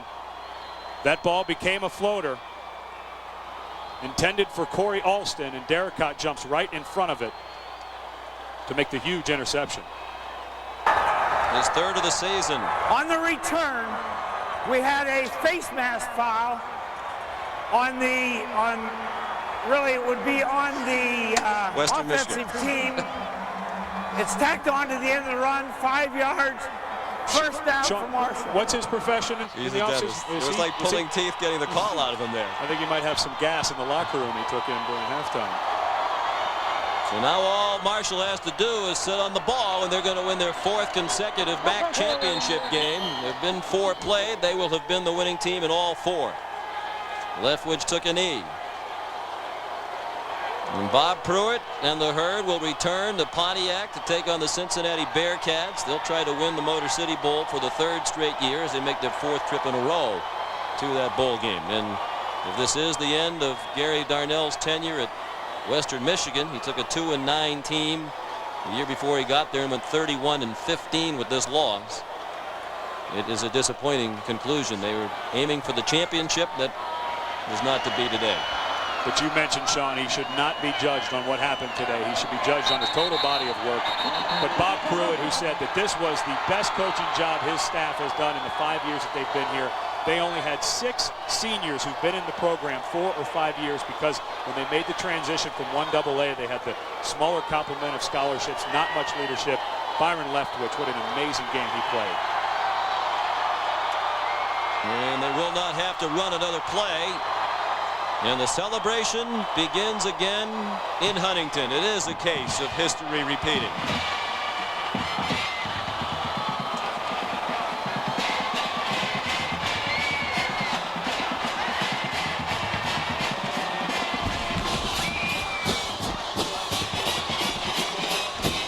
Marshall will take the 7-5 record to the Motor City Bowl. Western Michigan now 9-3, and in all likelihood their season will be over. The conference hoping for another bowl bid, perhaps in Las Vegas, or either Toledo or Western Michigan. But if they get it, it's likelier that Toledo would go. Here's Leslie Goodell with the victorious coach, Bob Pruitt. Coach, you had another MAC championship. You got a contract extension and a real big smile on your face right now. That was a great win. Our players played their heart out. You got to give it to our coaching staff, our players, and our fans. It's just a great win for our program. With all of the injuries you guys had this year, nobody really expected you to come this far. What's to say about your team? Well, I think that just shows we got a young team that's fight through a lot of adversity. We fought back, and we was able to do it when it counted. Talk about the composure of Byron Leftwich today. He's awesome. I tell you what, he'll be the best quarterback that's ever played in this league one day. He's just did a tremendous job for us today. Now you're headed to Detroit. Great. We're allowed to be back to the Motor City Bowl. One more ring. Thank you, Coach. Congratulations. The Chevrolet players of the game for Western Michigan: Steve Neal, who became the MAC's all-time leading receiver today with 10 catches for 93 yards and a touchdown, and Byron Leftwich of Marshall, 29 of 45 passing, 358 yards and 2 touchdowns. Chevrolet will make a $1,000 contribution to each university's general scholarship fund in the name of those 2 players. Once again, the final score is Marshall 19, Western Michigan 14. Stay with us for more championship Saturday action as Florida takes on Auburn in the SEC Championship presented by Dr. Pepper. And then at 8 p.m. it's number 1 Oklahoma, number 7 Kansas State in the Dr. Pepper Big 12 Championship. ABC is online at ESPN.com, keyword ABC College Football. Now for Leslie Goodell and Ed Cunningham, Sean McDonough saying so long from Huntington, West Virginia. This has been a presentation of ABC Sports, continuing the tradition of excellence. Now to New York and John Saunders. All right, Sean, thanks a lot. Now that you've embarrassed me in front of the entire nation here, I love that Michigan haircut. coming up short in that game. It's kind of sad for Gary Darnell. It may be his last game as head coach there. He goes out with a loss. Yeah, but he did so much for that football team. A guy in the MAC conference like Gary Darnell coaches that well at a Western Michigan. You got to be happy for him if he gets moved up and gets a bigger job, and you got to be thankful for what he did also for your alma mater, Western Michigan. And if you are Marshall, be proud. 4 consecutive championships. They're like the Florida State of the Mid-American Conference. They just won it every year they've been there. Let's spin ahead right now. Yeah. Auburn makes the return to the SEC championship game presented by Dr. Pepper. First time since you coached there. What chances do they have against a Florida team that absolutely rolled over them last time? Well, you know what? They scored the first 5 times. Florida scored the first 5 times they had the ball to blow Auburn out early. The longer this game stays close, the better chance Auburn has. Because remember, Rudy Johnson, he plays better in the second half. He plays even better in the fourth quarter. Let me ask you quickly about Rex Grossman and his comments saying, hey, even our scout team stops us sometime, talking about the 5 straight times they scored against Auburn as a coach. Now you pin that up for your players to see. I guarantee it. You don't want to have trash talk. I don't think it was Menace trash talk. And in fact, Auburn did not play any better than their scout team. But I guarantee that was on the board the entire week up in Auburn. All right, that's in the SEC. And then, of course, in prime time, at 8 o'clock Eastern time, we move to the Big 12 Championship. In that one, Kansas State will try to knock off the #1 team in the nation, Oklahoma. Terry and I will be here throughout the night to keep you up to date and let you look back at the other games. But coming up next, the SEC Championship presented by Dr. Pepper.